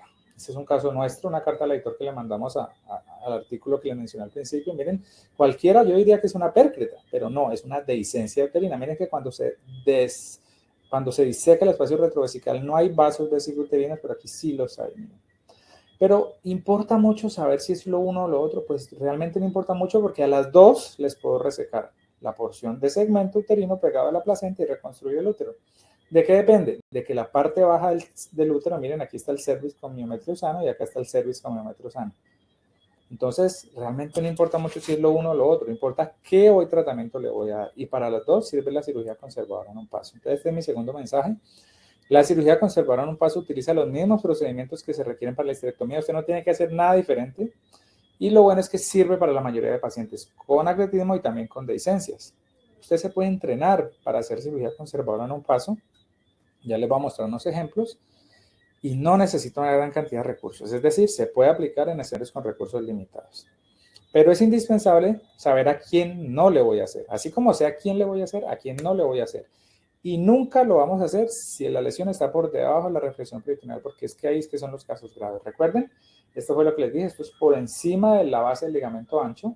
Aquí llega la vejiga, el repliegue vesical, aquí es donde hacemos la cesárea siempre. Este es un útero no gestante y miren, aquí está el pliegue reperitoneal y acá todos, digamos que andamos tranquilos por acá. Pero por abajo, miren la cantidad de vasos que hay. Esta es una preparación cadavérica del doctor Palacios. Se le ha quitado el hueso pélvico. Esto es lo que está por dentro de la pelvis ósea. Y miren todo lo que pasa acá, y aquí es que están los tipo 3 y 4 y los tipo 2 bajos. Es decir, en estas pacientes con lesiones parametriales o con fibrosis vesicouterina, cuidado, esas son las pacientes que fallecen. Las otras son las que les sangran, se transfunden y salen adelante, pero estas son las que fallecen. Afortunadamente, esas pacientes son menos del 10%. Y en ellas, ¿qué les voy a hacer? Histerectomía total o subtotal modificada. Entonces, en una lesión lateral, lo más importante recordar es que ahí está el uréter. Entonces, usted deténgase. Este dibujo está ampliando las relaciones de los diferentes órganos y dése cuenta. Recuerde que el uréter, los vasos llegan de lateral a medial. Es decir, usted siempre aborda el uréter de manera medial. Porque usted, cuando abre el parámetro, usted ve esto. Y esto le parece igual a esto y a esto. Pero usted no sabe cuál lesión va a ser como esta, que tiene una cápsula que usted puede disecar. Y cuál de estas va a llegar hasta el piso de la pelvis. Miren que aquí está el cervix y la placenta va aún más abajo. Entonces, si usted ve un abombamiento lateral bajo, cuando abre el parametrio, antes de sacar al bebé, deténgase, amplíe la incisión, saque por el bebé por el fondo, cierre el útero e implemente una estrategia de control aórtico, ponga catéteres ureterales y aísle el uréter. Tunelice el uréter antes de seguir. No es que sí, yo hago la histerectomía rápido y después arreglamos, no. Tunelice el uréter, comprima la aorta o clampéela o oclúyala con un balón y después de que tenga el uréter tunelizado, continúe con la histerectomía. Y si tiene una lesión como estas con fibrosis vesicouterina, también deténgase porque solamente tiene 3 opciones. 1, dejar la placenta in situ y la mitad de las veces le va a sangrar o se le va a infectar. 2, lo que dicen muchos, dicen, ok, si yo no puedo disecar la vejiga, yo abro la vejiga y reseco la porción de vejiga que está fibrosa. Y eso está perfecto cuando la lesión es alta. Pero imagínense esta lesión, miren, dejaron toda la pared posterior de la vejiga pegada del útero. ¿De qué tamaño le quedó la vejiga a esta mujer? Baja capacidad vesical. O si usted está comprometiendo el trígono, pues se lleva los meatos ureterales, se va en nefrostomía, neovejiga. O usted dice, ok, yo dejo una porción del útero, la pared del útero pegada a la vejiga. Pues le va a tocar poner 50.000 puntos porque esto le va a sangrar. La propuesta que hacemos es, deténgase, haga una histerectomía subtotal, saque la placenta de este muñón uterino. Por supuesto, eso le va a sangrar muchísimo, entonces ahí tiene que comprimir la aorta o ocluirla o ligarla. es decir, una estrategia de control proximal. ¿Y cómo vamos a parar el sangrado? La pared posterior del útero la adosamos a la anterior mediante estas suturas compresivas en puntos simples. Por supuesto, estas suturas pueden ingresar a la vejiga, pero miren las opciones anteriores que les mostré. También, solo que aquí no hay tanto sangrado. Este es mi tercer mensaje. Las formas más severas, las lesiones laterales y la fibrosis vesicouterina, deben acompañarse o operarse con control vascular proximal aórtico. Pero no es que yo me casé con la histerectomía y le hago histerectomía a todos, o yo me casé con el expectante y le hago expectante a todos, o yo intento conservar a todos. No. Todos los equipos deben manejar las tres opciones y aplicarlas con base en los hallazgos intraoperatorios.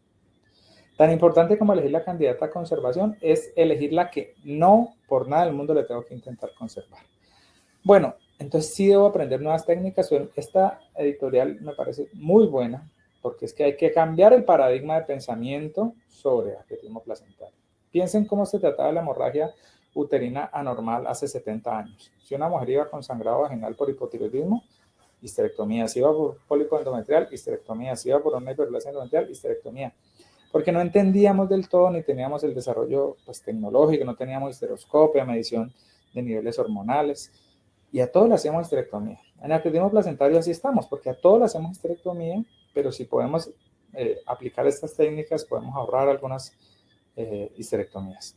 ¿Y cómo entrenarse? Pues el doctor Sanín les contó de telemedicina y miren que no se necesita mucho recurso quirúrgico. Este es Rudy Aguilera en Santa Cruz de la Sierra, en Bolivia. Ya se los mencionó el doctor Sanín. Miren la alta tecnología que utilizamos, un celular y una videollamada. El doctor Aguilera es un experto en arquetismo placentario, ha operado muchos más casos que yo, pero no había tenido la oportunidad de que nadie le explicara cómo hacer la conservación. Pues simplemente nos reunimos, le dijimos cómo era y lo guiamos en la cirugía y fácilmente esta lesión, pues que es catastrófica, una íncreta confirmada por histología, terminó con una cirugía conservadora con un sangrado como de 1100. Doctor Alejandro Colonia de Medellín también nos abrió las puertas de su quirófano y miren esta lesión. El doctor Colonia la reseca, nos ayudamos del torniquete uterino. En los primeros casos es bueno hacerlo así para que todo el equipo esté tranquilo y se conserva el útero sin problema. ¿Por qué? Porque había más de 2 centímetros de metro sano, más del 50% de la circunferencia uterina como metro sano y porque la vejiga se pudo disecar del útero. Hay talleres de simulación que podemos hacer y compartir. Usted puede llamar al doctor Palacios y él con gusto va a su hospital a operar y puede grabar la cirugía y transmitirla en directo. Eso se ha hecho varias veces. Está el grupo de amigos que en cada país ustedes los conocen bien. Aquí está el doctor Sanín, el doctor Andrés, el doctor Rudy. Bueno, una gran cantidad de nombres que ustedes conocen muy bien y que seguramente ustedes se acercan a uno de ellos y de mil amores les ayudará. Y hay que colaborar. Hay que admitir que es que no sabemos, que tenemos todo por aprender. Que si le dedicamos un poco de tiempo a esto vamos a poder aprender, pero es mejor juntos. Eso de que yo soy el hospital de referencia y compito con el otro y no le doy mis datos al otro porque es que me roba la información, eso no sirve. Juntos vamos mejor. Con este grupito que hemos hecho de colegas hemos avanzado muchísimo y con cada caso que nos comentan, yo les aseguro que el que más aprende es uno, que supuestamente es el que sabe y realmente uno aprende del otro porque son pocos los pacientes. Miren estas dos publicaciones que se celebraron gracias a FECOLSOC y al liderazgo de Andrés y de Marcela y la participación, por supuesto, de José Sanín y de una gran cantidad de colegas que están aquí incluidos como coautores o como colaboradores. Yo les pido que escaneen estos dos códigos QR porque los dos artículos bajan gratuito. El primero está en español, es el consenso colombiano en la revista de FECOLSOC y el segundo es un artículo totalmente diferente, con una orientación diferente, que hicimos con los resultados de la encuesta del consenso y que fue aceptado en el American Journal de Ginecología y Obstetricia Global Reports y que es un poco más amplio. Es una discusión no solamente del contexto colombiano, sino de lo que se puede aplicar a otros países en vías de desarrollo y con recursos limitados. El resumen de estos artículos es que las instituciones de atención primaria deben realizar búsqueda activa en los pacientes con factores de riesgo. Ya se lo dijo José Sanín, no es que yo estoy en el centro de excelencia, entonces yo soy el que sé qué es un centro de excelencia si los médicos generales no le piden ecografía con Doppler a las pacientes con cesárea previa y placenta previa. O si las pacientes gravedad 3, cesárea 2, el médico general o el profesional de enfermería no indica una ecografía temprana en las semanas 6 y 8. Pues esos centros de excelencia nunca van a recibir pacientes. Entonces tenemos que dejar de mirar a los demás por encima del hombro y apoyar a esos centros. ellos probablemente no tengan el músculo, ellos están enfocados en promoción y prevención, no tengan la estructura organizativa para hacer un protocolo de atletismo, pero sí pueden recibir de las sociedades científicas como FECOLSOC el apoyo para que la EPS no le glose la ecografía a la semana 7 a 8 que están pidiendo por fuera de la norma. La segunda conclusión es que es necesario que se definan hospitales de referencia para atletismo en cada región. No podemos seguir en una ciudad teniendo 13 hospitales expertos en atletismo, porque cada hospital operará 3 pacientes al año. Tenemos que tener 1 o 2 en cada ciudad grande para que este 1 o 2 operen 10 o 12 pacientes al año, se vuelvan expertos y yo pueda ir allá a entrenarme. Hoy en día en Colombia, ¿a dónde me voy a entrenar atletismo placentario? No hay a dónde ir porque no hay un centro que condense paciente y calidad de atención. El tercer comentario de estos consensos es que los centros de referencia deben tener grupos fijos. Ok, muchos decimos, tengo un centro de excelencia porque me llegan 30 pacientes al año. Y usted tiene una persona que va todos los lunes, todos los martes, todos los miércoles, todos los jueves. ¿Y quién opera el atletismo? El de los martes, o el de los miércoles, o el de los jueves. Entonces, sí, usted puede tener 30 casos al año, pero diluido en un gran número de especialistas, muchos de ellos que les interesa otra cosa. O sea, porque no nos tiene que interesar a todo el atletismo. Puede que a usted le interesen los gemelos, o la endocrinología, o la docencia, o la ecografía. Entonces usted debe hacer un grupo fijo que se encargue o por lo menos tenga conocimiento de cada paciente atendido. Y hay que entrenar a los residentes para detectar el atletismo intraoperatorio y manejarlo de manera apropiada, porque la mitad de los casos de atletismo placentario se diagnostican solo al hacer la laparotomía. Es decir, en todos los hospitales nivel 2 va a llegar el momento en que se va a encontrar un hallazgo intraoperatorio de atletismo. El tratamiento quirúrgico debe incluir intervenciones secuenciales que pueden variar según las características de la lesión. No puedo tener un centro de referencia de atletismo en el que yo diga, le hago histerectomía a todas. Eso no es posible. Eso no es atención de calidad. Tampoco es que yo le voy a hacer conservación uterina a todas. No, hay que individualizar el manejo según los hallazgos ecográficos e intraoperatorios. Las opciones quirúrgicas, básicamente 3, histerectomía total y subtotal y manejo quirúrgico conservador, deben incluirse en un protocolo conocido por todo el equipo interdisciplinario. Entonces, esta es la última diapositiva. Por favor, no nos neguemos a colaborar con otros colegas. O sea, propongamos cosas, no nos dé miedo pedir ayuda, pero tampoco nos neguemos a dar la ayuda cuando nos la piden. Porque si todos compartimos las mismas dificultades, es más fácil que superemos esas dificultades si unimos fuerzas. Abramos la mente a nuevas opciones. No necesariamente lo que llevamos haciendo toda la vida es lo que se debe hacer en todos los casos y no nos quitemos el complejo de que solamente leemos publicaciones que hacen colegas en otras latitudes. Son muy buenas, pero nosotros también tenemos cosas para mostrar. A veces vemos el artículo que publicó el compañero y decimos, ah, no, este no sabe, pero seguramente tenemos información muy útil para compartir y es más fácil si trabajamos juntos.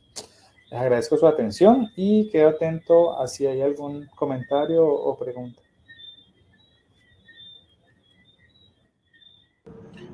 Muchas gracias, Álvaro. Pues en un tiempo creo que es récord porque lo hemos hecho en algo así como 1 hora. Hemos ido desde los aspectos básicos, aspectos generales, clasificación, factores de riesgo, métodos diagnósticos, cuándo utilizar ultrasonido, cuándo utilizar la clasificación intraoperatoria, saber qué tipo de recursos podemos nosotros llegar a contar en cada escenario, saber qué tipo de procedimientos poder llegar a realizar, qué conceptos hemos llegado a tener en las dos partes, tanto en la parte diagnóstica como en la parte de manejo. Ha sido un recorrido muy amplio y espero que la información haya sido de esta manera pues bien asumida por todos los participantes. Quiero comentarles algo, hemos tenido cerca de 1,000 personas registradas, en este momento estamos 361, alcanzamos a estar poco más de 400 personas en algún momento, de manera simultánea, pues, pero los registrados alcanzaron a ser poco más de 960 personas. A la Federación Colombiana de Obstetricia y Ginecología, muchísimas gracias por permitir este tipo de webinars en el cual nosotros podemos presentar los consensos que hemos llegado a nivel nacional y presentar la evidencia de un tema tan actual como este, como es el espectro de placenta ácreta. Todos tenemos preguntas que hacernos cuando llegamos al momento del diagnóstico, cuando llegamos al momento de, peor aún, que nos tome un diagnóstico intraoperatorio sin que hayamos hecho esa pesquisa pertinente de si la paciente tenía o no tenía un diagnóstico previo de acretismo placentario. Hay algunas preguntas, he ido recopilando algunas, al celular me han llegado un montón, hay gente que todavía creo que le da un poco de pena llegar y escribir las preguntas para todos. Aquí tengo preguntas tanto en el celular como en el chat que hemos tenido. Les quiero volver a recordar, al lado del chat hay una ventana que aparece un signo de interrogatorio. Dice Q&A only, es decir, hay solamente preguntas y respuestas. Les agradezco, si tienen preguntas, ya hay un buen número de preguntas allí, las iremos respondiendo e iremos mezclando con las que me han llegado a mí por vía WhatsApp, ¿vale? Entonces, empecemos por acá.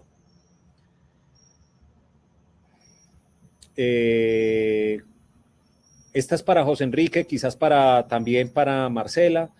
¿Cuándo está indicada la resonancia magnética nuclear?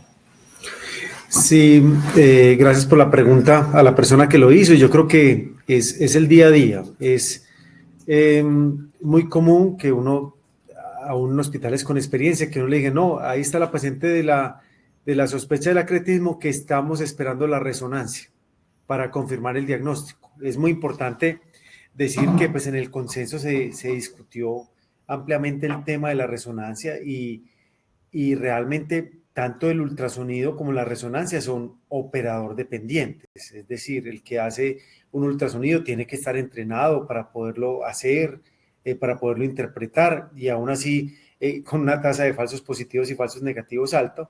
Lo mismo para la resonancia no es que sea mejor o peor, sino que la lectura también requiere de personal entrenado, y muchas veces nuestros radiólogos tampoco están expuestos al gran número de casos. Entonces, en el consenso, digamos que tratamos pues, también de ser neutrales, pero realmente la indicación de la resonancia era para pacientes con sospecha de acretismos posteriores, por ejemplo, con miomectomías previas, o pacientes con dificultades técnicas en las cuales el ultrasonido no fue bien, pues no fue fácil hacerlo. Todos tenemos pacientes con dificultades, aunque el ultrasonido tiene la ventaja de hacer una valoración por vía abdominal y vía vaginal, pero realmente esa fue como la conclusión. Es decir, la resonancia no es indispensable para hacer un diagnóstico de un espectro de acretismo placentario, y yo creo que acá, como el mensaje que dio Álvaro, es acá todos estamos aprendiendo. Si usted va a mandar resonancias, por favor que la lea el mismo grupo, porque si usted va a mandar una resonancia y un día se la hacen en un centro, otro día se lo hacen en el otro, pues ningún centro va a adquirir la experiencia en leer resonancias. Muchas veces cuando nosotros mandamos resonancia, lo que hacemos es nos sentamos con el radiólogo, miramos las imágenes de ultrasonido que grabamos, miramos la resonancia, miramos las zonas de interés y tratamos de llegar a un diagnóstico, entendiendo que a veces la resonancia, entre comillas, nos quita el diagnóstico de acretismo o nos lo puede ampliar, y que tiene también tantos falsos positivos y falsos negativos como el ultrasonido, y creo que Álvaro lo demostró ahorita también con un par de artículos que presentó. Teniendo en cuenta aquí que hoy en día nosotros estamos empleando más el ultrasonido que la resonancia, aquí tengo una pregunta muy específica que me dicen, Andrés, cada vez utilizo más la ecografía y menos la resonancia. Cada vez utilizo más la ecografía bidimensional en modo grises que la ecografía Doppler color. ¿Cuál? Sinceramente te lo digo, me parece a mí también que conforme uno va tomando experiencia en esto, le toma más confianza la ecografía en modo bidimensional, hacer un modo de grises sin colocar color, que irnos hacia la parte del Doppler color.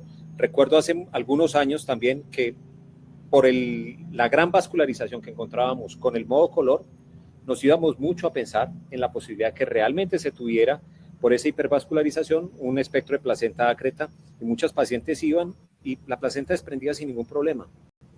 Por supuesto, pacientes que tuvieran un riesgo especial. Con Álvaro hemos hablado en algún momento de esto, y sobre todo con esa parte en donde llegan los radiólogos y entonces tienen esas ambivalencias. ¿Es o no espectro de placenta ácreta? las respuestas son diferentes desde el punto de vista de ecografía versus resonancia. Sabemos que hoy en día la sensibilidad de la ecografía es más alta que el de la resonancia magnética, pero los dos son operador dependientes. ¿Qué podemos hacer en estos casos? ¿Qué creen ustedes, Marcela, Álvaro, José Enrique, que podemos nosotros hacer para mejorar la posibilidad de un diagnóstico y evitarnos esa posibilidad de llegar a un diagnóstico intraoperatorio no detectado o no diagnosticado en etapa antenatal? Yo, pues lo primero es el entrenamiento, y yo creo que definitivamente los residentes o los fellows, que en este caso pues entrenamos, están más expuestos a tratar de pensar en el diagnóstico. Es que hace 20 años ni siquiera pensábamos en esto, Jesús Andrés. Es decir, uno, pues la placenta, sí, pues como para verla, pero ya ahora uno siempre se siente una paciente y dice, tengo una cesárea previa, y ya el residente o el fellow o el que sea está diciendo, a ver, tiene una placenta previa, vamos a revisar si esta paciente tiene o no tiene un espectro de placenta o una sospecha de espectro de placenta ácreta. Entonces, creo que es muy importante el entrenamiento. Y lo segundo es imposible que, yo no sé cuántos maternofetales haya en Colombia, pero pues habrá 50 o 100, es imposible que estas ecografías, todas las ecografías de screening las hagan los maternofetales. Esto es una ecografía que el screening debe partir de todo aquel que haga ultrasonido, sea radiólogo, sea ginecobstetra, o sea médico con entrenamiento pues en el área, pero el objetivo es, y creo que la FECOSOC también lo está liderando contigo a la cabeza, es tratar de entrenar, y creo que por eso estamos acá hablando de un tema que es poco común, aunque más común que el síndrome de Down, pero poco común, que puede llevar a consecuencias graves para la salud de la madre, graves también con consecuencias graves para la parte perinatal, y que cualquier persona con un entrenamiento digamos bueno o medianamente bueno puede sospechar el diagnóstico. Como Álvaro lo dijo, no siempre vamos a llegar a un diagnóstico definitivo, pero creo que la sospecha y la valoración por varios observadores puede permitir que uno vaya con más seguridad a una cirugía. Esa es mi opinión, pues el entrenamiento. No sé, Álvaro, ¿qué piensa? Álvaro, ¿cuál es tu experiencia en Valle de Lili con respecto a resonancia y ultrasonido? Pues la misma de José, y comparto la opinión. El tema es entrenamiento, ¿no? El tema es, o sea, esto es infrecuente. Y alguna vez hicimos una encuesta aquí en Colombia. El hospital que más casos atiende como 1 o 2 al mes. Y era un hospital que no tenía hemodinamia ni resonancia. Entonces, los hospitales en Bogotá, Medellín, Cali, Cartagena, Barranquilla, estas ciudades intermedias, casi siempre hablan de un caso cada mes o cada 2 meses.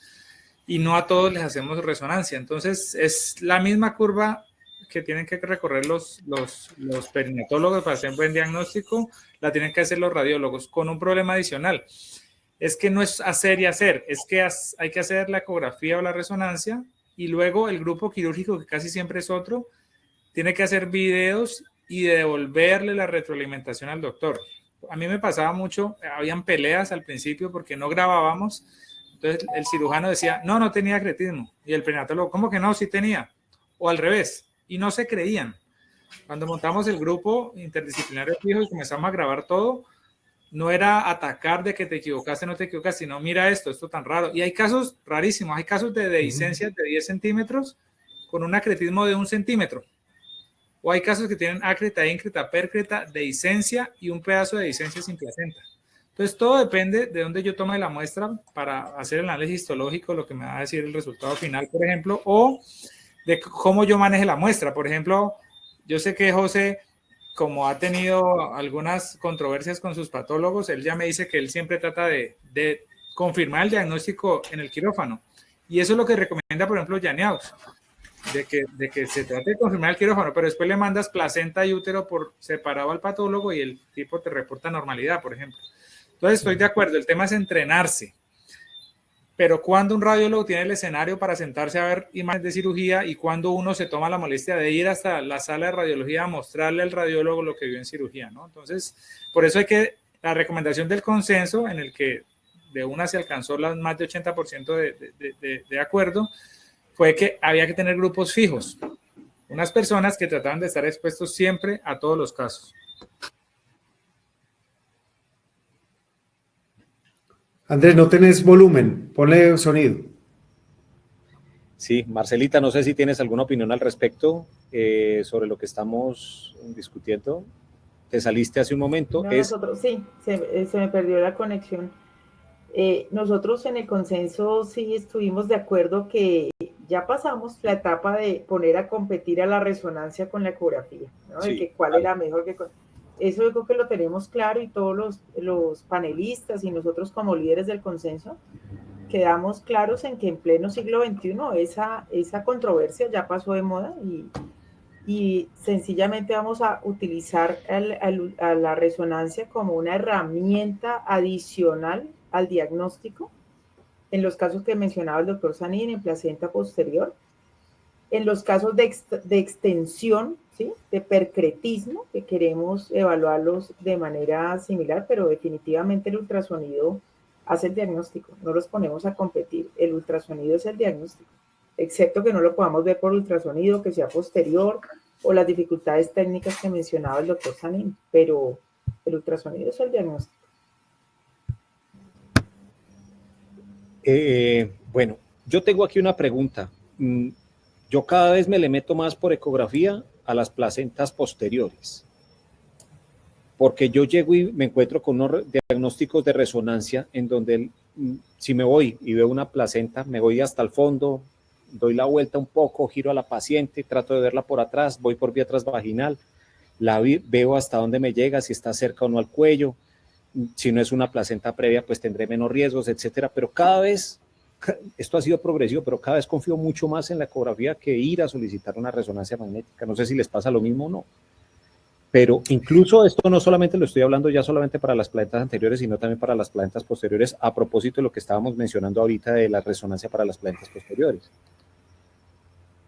Sí, Andrés, pero yo también creo que uno también tiene que tener las limitaciones de las ayudas diagnósticas y yo creo que uno, pues si hay una sospecha, pues primero que todo tratar de no hacer iatrogenia, si no hay una sospecha con urgencia, porque si nosotros catalogamos a una paciente como que tiene un aspecto de placenta ácreta y ya decimos, pues vamos a finalizar la semana 34 porque ya, pues para que no nos vaya a sangrar, particularmente estoy hablando de la placenta previa con sospecha, pero en placentas posteriores o que uno le dicen, es una sospecha de una placenta percreta, pero está en la zona S1 o es una zona alta o por allá en el fondo del útero, pues hombre, uno ya entrará y mirará intraoperatoriamente cómo están las cosas. Entonces yo creo que tanto la resonancia como el ultrasonido, pues y creo que Álvaro lo ha descrito también claramente, tienen limitaciones y habrá algunos casos que uno no puede detectar. Yo tengo la ventaja que pues muchas veces las pacientes que uno diagnostica son muchas de las que opero. Entonces, digamos que uno al hacer una correlación quirúrgica es muy importante para uno poder, digamos, hacer complementarse y mirar. Pero pacientes que si le mandan a uno, no, sospecha o es una placenta percreta en la resonancia y está en el fondo del útero, uno dice, está en el fondo del útero, pues le saco el bebé y ya miraré, le paso 2 pinzas y resolví la placenta percreta. El problema es las placentas previas. Las placentas previas son las que realmente son una complicación, que si es una percreta, que no lo es, que una ventana, que se invade el parámetro, que si no lo invade, ahí es donde empieza creo que la dificultad. No sé, Álvaro, ¿qué opine? Pero una placenta previa posterior, pues la vas a evaluar muy bien por vía vaginal. Se valora mejor, sí. No tengo la ventana de la vejiga, pero sí. Pero sí. Marcela o Álvaro. El doctor, no sé si ahí me oye. Sí, perfecto. Oigo, sí. Bueno, no me veo ahí en cámara, pero el doctor Palacio Jaraquemada es súper enfático, Álvaro que lo conoce bien, en decir la utilidad de la resonancia, ¿no? Entonces dice que no es diagnóstica, ¿cierto? Dice, no es diagnóstica.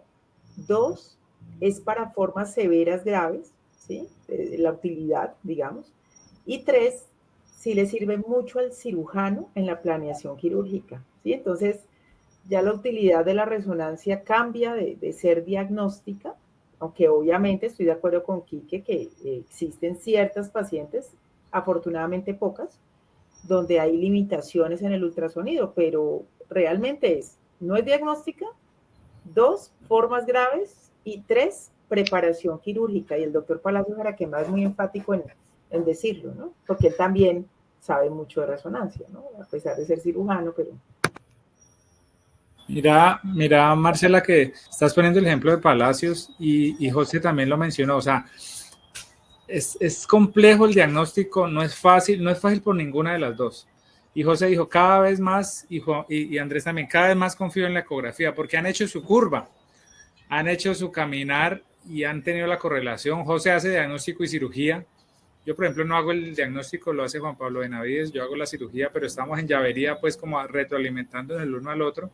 Y Palacios es cirujano, entonces no hace ni ecografía. ¿Qué le quedaba a la mano a él? Pedir resonancias y leerlas. Pero él hizo la curva porque hacía la resonancia, la leía, luego operaba, iba a ver y después volvía a la resonancia a ver qué vio o qué dejó de ver. Entonces yo creo que hay varios artículos que dicen que es mejor y ustedes lo mencionan, no se trata de que es mejor, son complementarias. Sí. La resonancia tiene cosas muy interesantes y es que hay ciudades enteras, hay países enteros donde no hay un solo perinatólogo entrenado en acretismo. Entonces usted puede hacer una resonancia con unas buenas condiciones técnicas y enviar el estudio por teleradiología y se lo leen afuera y le mandan un plan quirúrgico. La ecografía no, la ecografía realmente, cuando no le mandan imágenes o videos, eso solo lo entiende el que lo hizo, a menos de que vengan de una forma protocolizada muy específica. Y hay una cantidad de consideraciones técnicas que hacen que sea bien difícil que otra persona te dé una opinión de lo que hiciste. Entonces, en ese escenario la resonancia sirve. Hay hospitales que se han dedicado a mejorar la curva de entrenamiento de sus radiólogos y tienen muy buen desempeño, pero en general no, es difícil. Les cuento la experiencia de mi hospital. Nosotros intentamos varias veces hacer lo mismo que hicimos hace 5 o 6 años con los perinatólogos, de hacer esa curva poco a poco. Palacios nos ofreció como entrenar a los radiólogos y hacer una evaluación y no quisieron por diferentes motivos. En ese momento estaban enfocados en otra cosa y para ellos esto es una minucia frente a la resonancia cardíaca, la resonancia cerebral. Entonces, nunca se dieron la tarea de mejorar, cuando para el perinatólogo el acretismo es algo, José lo dijo al principio, o sea, es algo muy taquillero, muy interesante, muy chévere, está en todos los congresos y la gente se quiere meter, ¿no? Entonces, también hay que tener en cuenta el interés del profesional que quiere mejorar su desempeño diagnóstico con ecografía o con resonancia. Vale. Aquí casualmente, tomando en cuenta lo que me estabas mencionando ahorita, que es Juan Pablo Benavides. Juan Pablo Benavides es un colaborador de los consensos colombianos que hemos tenido sobre espectro de placenta ácreta. Me hace una pregunta. ¿Una paciente con una ventana puede ser más grave que un percretismo? Va a meter la cucharada porque mira que en todas las presentaciones hablamos de Hussein, de Yaniok, de esta gente pues de FIGO, ¿verdad? El último artículo de Eric Yaniok dice protocolo de manejo en cesárea difícil, más allá de la pércreta. Después de esos 2 artículos que mencioné de buscando la pércreta y la otra en la que Sally Collins y Amar Bait se equivocaron en el 30% de los casos, hicieron un congreso el año pasado en Egipto con cirugía en vivo. Hicieron 3 acretismos y fue súper bien y le salió una disencia y se demoraron 2 horas en la disencia y le sangró más la disencia que el acretismo. Entonces, después de eso fue que sacaron el artículo que está en el American Journal. Ese está recién salido, pues creo que está en prensa todavía. Y entonces los tipos ya dijeron, pues no existe la pércreta. Todas son disencias. Nos va mal el diagnóstico prenatal, nos va mal el diagnóstico intraoperatorio.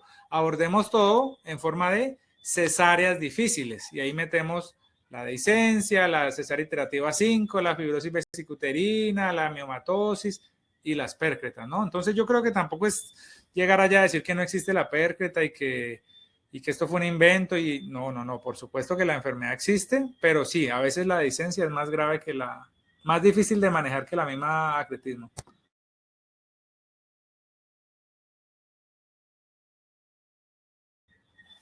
Volumen, Andrés, que no se oye, volumen. Sí, aquí vamos a responder algunas preguntas.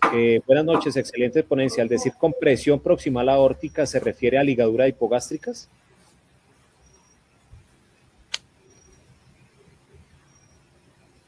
No se oye, Álvaro. Álvaro, pon el volumen.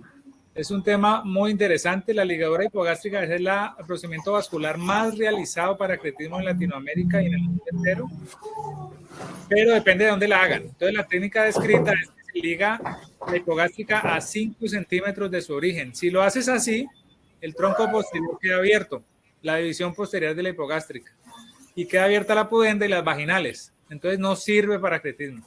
Sirve cuando lo ligas en el origen. Pero si lo ligas en el origen, ligas el tronco posterior, la pudenda, la rectal superior y las ramas que van al nervio ciático. Entonces puede dar cojera por debilidad del músculo glúteo, no me acuerdo cuál de los glúteos, y por problemas isquémicos del ciático. Entonces, depende de dónde lo hagas. Además puede haber complicaciones porque puede romper la vena y, bueno, necesita entrenamiento, ¿no? Hay gente que lo hace muy bien, José lo hace muy bien y tiene una frecuencia de complicaciones pues nula, pero en general hay 3 ensayos controlados que dicen que no sirven, 4 metaanálisis que dicen que no sirven o que tienen beneficio mínimo. Cuando hablamos de control proximal hablamos de aorta, ya sea con la mano, balón o ligadura, o de las ilíacas comunes. Si coges las ilíacas comunes es lo mismo que coger la aorta, o si coges la hipogástrica en su origen, ¿no? Con las consideraciones que les acabo de mencionar. Vale, Álvaro, muchas gracias. En caso de ligadura hipogástricas, ¿cómo diferencia la arteria ilíaca interna derecha a la izquierda cuando no se puede realizar una disección adecuada? Yo creo que José la debe contestar. Que yo, pues a ver, nosotros siempre en los casos planeados o en pacientes con cirugías difíciles, cesáreas difíciles, siempre hacemos abordaje del retroperitoneo para disecar, para tunelizar los ureteres, pues para hacer un abordaje posterior en la histerectomía. Entonces, por supuesto, si usted no está viendo lo que va a ligar, pues por favor no lo vaya a ligar, pues porque uno pasar pinzas sin saber si está ligando la ilíaca externa o la ilíaca interna, esto pues realmente va a llevar a más iatrogenia que la que no es. Entonces yo creo que todo es un proceso de aprendizaje y este proceso de aprendizaje lo hemos adquirido con los gineconcólogos.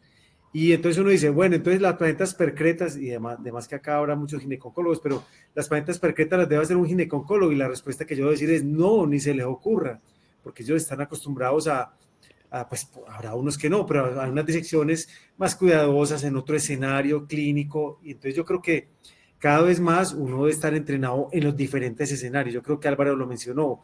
Yo pues realmente la cirugía conservadora no tengo mucha experiencia. Conservadora pues con la reparación del miometrio en un paso. Tenemos manejo conservador con otras cosas, ¿no es cierto? Con suturas compresivas, con Belinch, con lo que sea, pero yo creo que si a mí me hubieran enseñado el abordaje del retroperitoneo desde la residencia, créame que es que las cosas hubieran sido mucho más fáciles en ese momento. Entonces yo creo que es cuestión de entrenamiento y uno mirarlo. Yo creo que uno meterse al retroperitoneo y sin saber que lo que está ligando a poner pinzas o pasar suturas, eso sí que va a llevar a más complicaciones. Entonces yo creo que es parte de ese entrenamiento. Esto es parte, yo creo que lo que hemos planteado alguna vez, y es dependiendo del setting en donde uno se encuentre, poder llegar a actuar. En esos escenarios... Pero yo te pregunto simplemente Álvaro, ¿qué tan difícil es llegar al retroperitoneo en una cesárea? ¿A vos te parece muy difícil? ¿O disecar el espacio vesical anterior? O pues esos espacios avasculares, yo creo que son muy fáciles de reconocer y yo creo que uno trata de hacerlo con los residentes y los fellows, miren qué tan fácil es esto, miren que esto no sangra, y yo creo que es que uno tampoco es difícil. A ver, el retroperitoneo hay que saberlo manejar, tenés toda la razón, y no es fácil entrenarse. Hay una discusión grandísima sobre el número de histerectomías obstétricas que hacen los residentes, y el promedio en Inglaterra es 1 en el 4º año, y en Colombia seguramente va a ser 2 o 3, si mucho. ¿Será que con 2 o 3 usted tiene licencia para salir a hacer histerectomías obstétricas? Ahora, ligar hipogástricas, ¿no? Pero lo más importante de todo es si sirve o no sirve, ¿no? Entonces, el tema, hacer ensayos clínicos controlados en técnica quirúrgica es muy difícil, porque cuando cambias algo en técnica quirúrgica ya no es comparable y puedes enterrar una técnica que sirva o dejar de mostrar beneficio o mostrar beneficio en una que no sirve, ¿no? Entonces, tiene mucho que ver dónde la haces. Entonces, yo sé que ustedes la hacen arriba y les sirve, pero la mayoría de la gente la hace después de la visión posterior y no les sirve. Y los ensayos clínicos controlados que hay, pues hay que creerles, y en acretismo, cuando lo haces abajo no sirve. Yo te creo que cuando lo haces arriba sirve, o incluso cuando haces, por ahí un artículo del American Journal que pone unos clips que los quitan. Entonces, de hecho vos haces eso, ¿no? Vos no lo ligás, vos las reparás y pones un loop, las colapsas y las abrís. Entonces ahí las complicaciones isquémicas pues son mínimas, ¿no? Pero cuando yo comparo una disección bilateral que en manos de profesores, porque conocemos los casos, ¿no? Un caso ahí, pues eso no se publica porque lo malo no se publica. Haciendo taller, ligaron la externa. Esa pregunta que hicieron es muy buena porque ligaron la externa y se acabó el taller y el otro día la señora amputada. Entonces, en un país latinoamericano, por el profesor que estaba exponiendo la técnica. Entonces, claro, no, pero también pasan cosas malas con la aorta, por supuesto. Ahí tenemos un video de disecando el espacio veno-aórtico, aortocava, perdón. Se puncionó una arteria, una vena lumbar y eso sangraba por cantidades, ¿no? Pero pues yo creo que coincidimos en que hay que entrenarse, hay que encontrar la mejor técnica y la respuesta en un hospital no es la misma en otro hospital.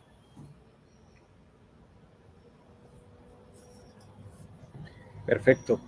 El punto que yo planteaba de los settings es qué hacer entonces en una persona que no tenga la preparación y que no se encuentre en un centro y que llegue al diagnóstico intraoperatorio sin que haya sido informada previamente de esto. La cosa, yo creo que es un escenario emergente o no emergente. Es decir, claro, está la paciente con una placenta previa sangrando a chorro, pues uno tiene que hacer lo que hay, ¿no es cierto? Lo que hay con los recursos que uno tiene y con lo que uno sabe.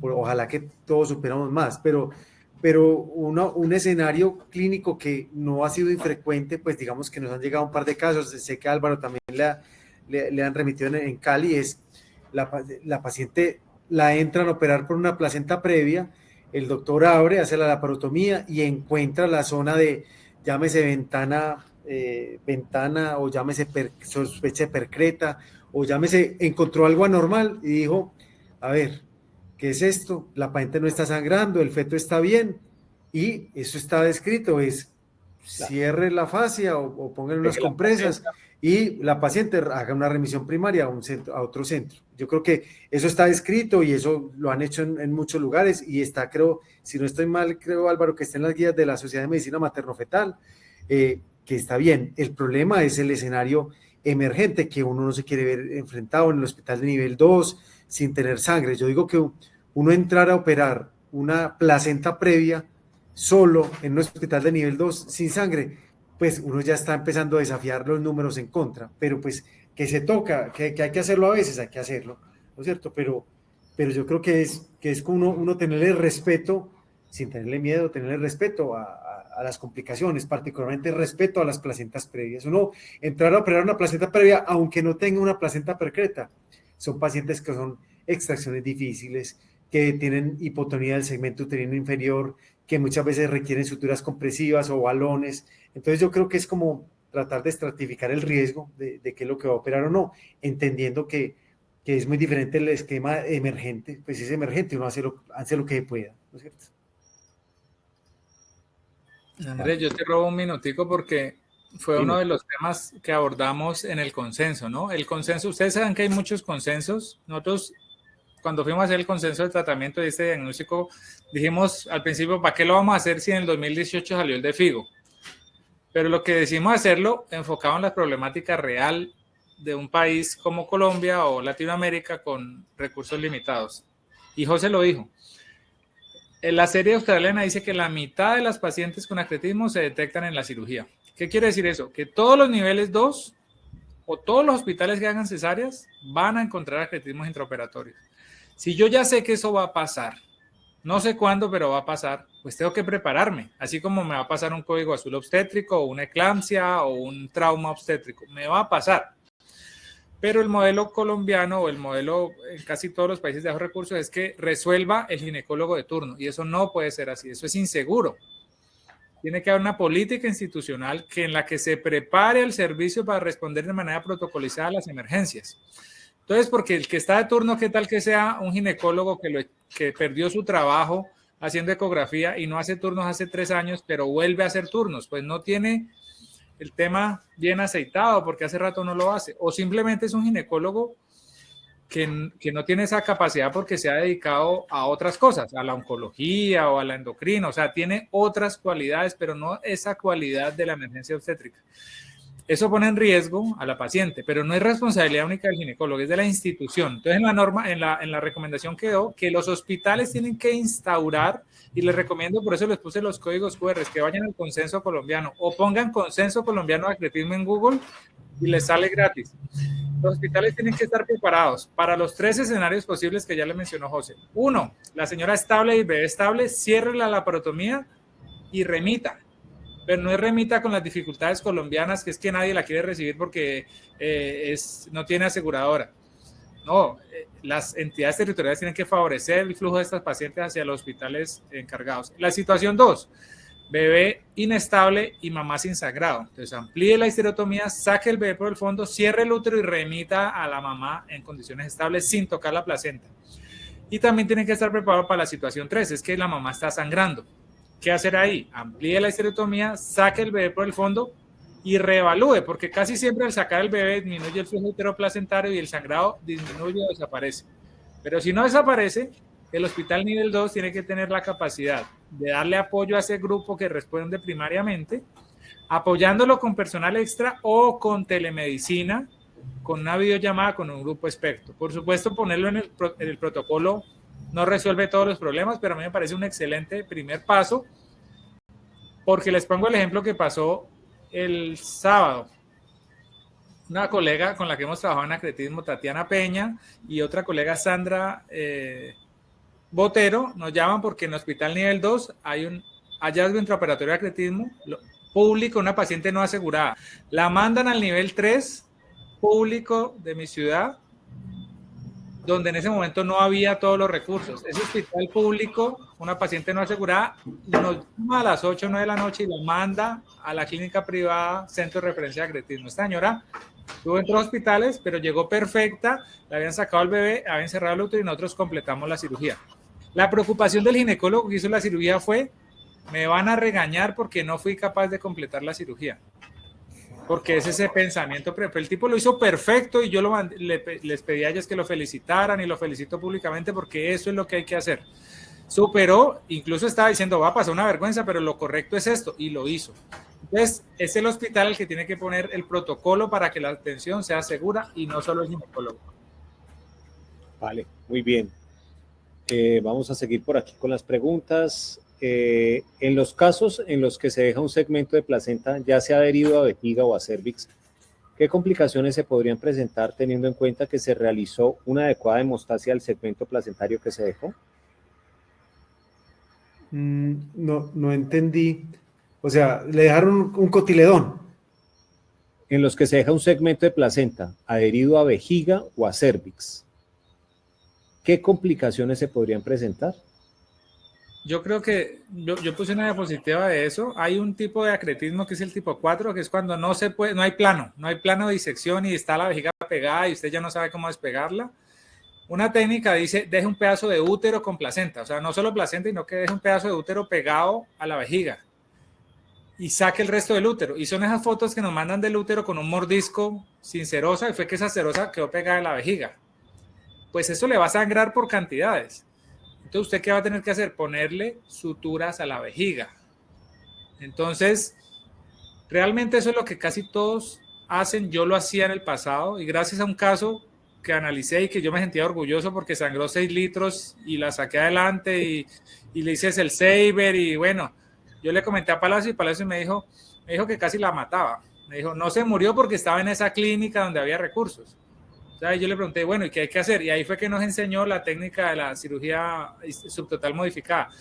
Pero ¿qué complicaciones? Todas las complicaciones de la pérdida sanguínea y además de las lesiones urológicas, porque tienes que ponerle muchos puntos a ese pedazo de útero que dejaste pegado en la vejiga, ¿no? Vale, muchas gracias. ¿Realizan cistoscopia de rutina o ya con el diagnóstico ecográfico o de resonancia es suficiente? Yo creo que esto también es un proceso de evolución, ¿no es cierto? Yo creo que tanto Álvaro como el grupo de nosotros, pues por ejemplo Álvaro antes le ponía unos reboa, balones a todos y yo creo que uno va viendo que todas las intervenciones son mórbidas. Entonces digamos que en casos de sospecha de compromiso parametrial, en caso de percretas con compromiso vesical, nosotros sí seguimos haciendo cistoscopias y cateterización de ureteres, pero en algunos otros casos obviamos también, porque cualquier procedimiento además es mayor morbilidad. Yo creo que la estadística ha variado en todos los centros, incluyendo los centros de Centroamérica que son tan rígidos pues en los protocolos, en ya cada vez hacer menos cistoscopias o sea, antes de la cirugía. Sí. No sé, Álvaro o Marcela. Mira que, a ver, lo dijiste perfecto porque es un proceso de evolución y hay un problema muy grande, es que los humanos no aprendemos en el pellejo de otros, ¿no?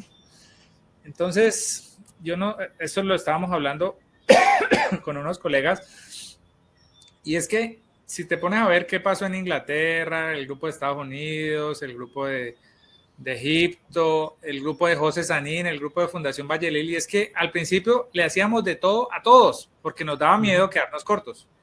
Entonces yo le ponía catéteres ureterales a todo el mundo, yo antes hacía balones en hipogástricas, después pasamos a balón aórtico, en todas. Claro, vas mejorando tu entrenamiento y te das cuenta que muchas de esas cosas no las necesitan. José ahorita hace Cherney, antes hacía mediana.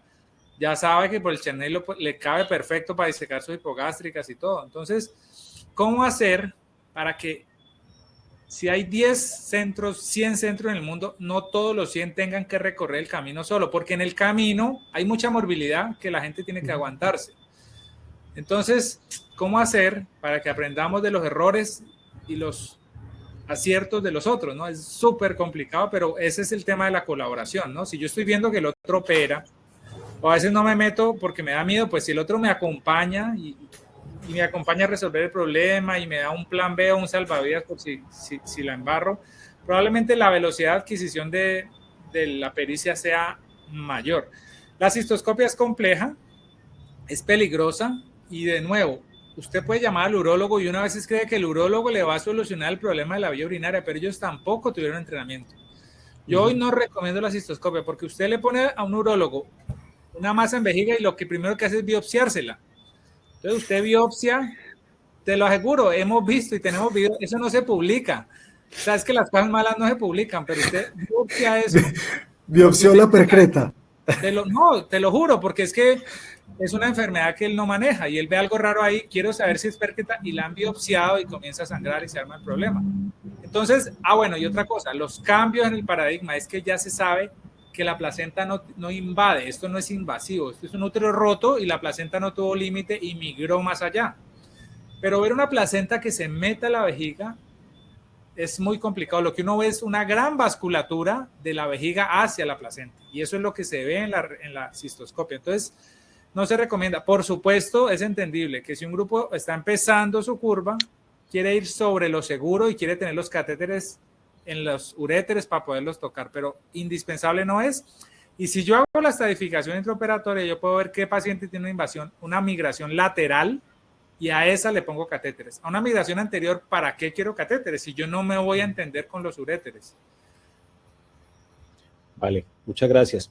La última pregunta, porque ya estamos por completar 2 horas de transmisión. Ante el diagnóstico establecido, ¿cuál es el momento ideal para la cirugía programada en cuanto a edad gestacional?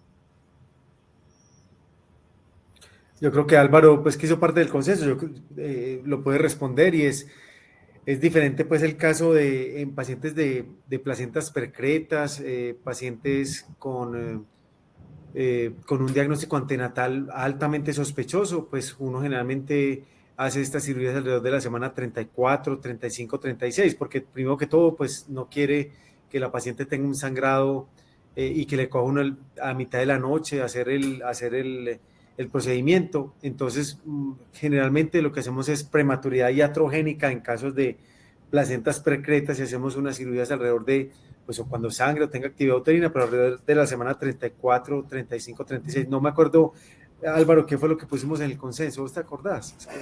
36, pero individualizar, ¿no? Quedó como una ventana, ¿no fue? De 35 sí, pero a 36. alrededor de la 36. Exacto. Alrededor de la Lo que 36, dices, pero individualizar. Lo que manda la parada es si es previa o no, ¿no? Si no es previa, te vas más allá. Sí, sí.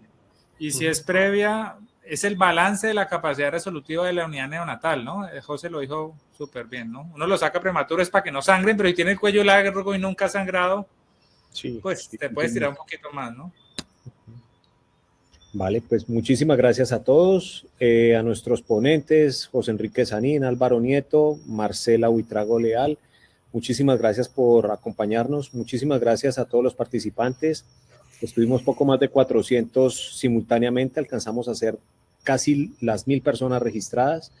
Muchísimas gracias a la Federación Colombiana de Obstetricia y Ginecología por este escenario, por permitirnos discutir con expertos nacionales y con muchísimas personas que nos colocaron preguntas. Muchas llegaron por WhatsApp, llegaron por aquí, muchas quedaron sin responder pues por la premura de tiempo, pero les agradecemos muchísimo el estar aquí presentes. Esperamos en un futuro volvernos a encontrar para seguir discutiendo sobre este tema. Estén pendientes, por favor, del artículo que estamos pendientes por sacar, que es sobre diagnóstico, el consenso que hemos tenido y del cual José Enrique ya les estuvo avanzando gran parte de lo que hemos logrado consensuar. Muchísimas gracias a todos y que tengan muy buena noche. Hasta luego.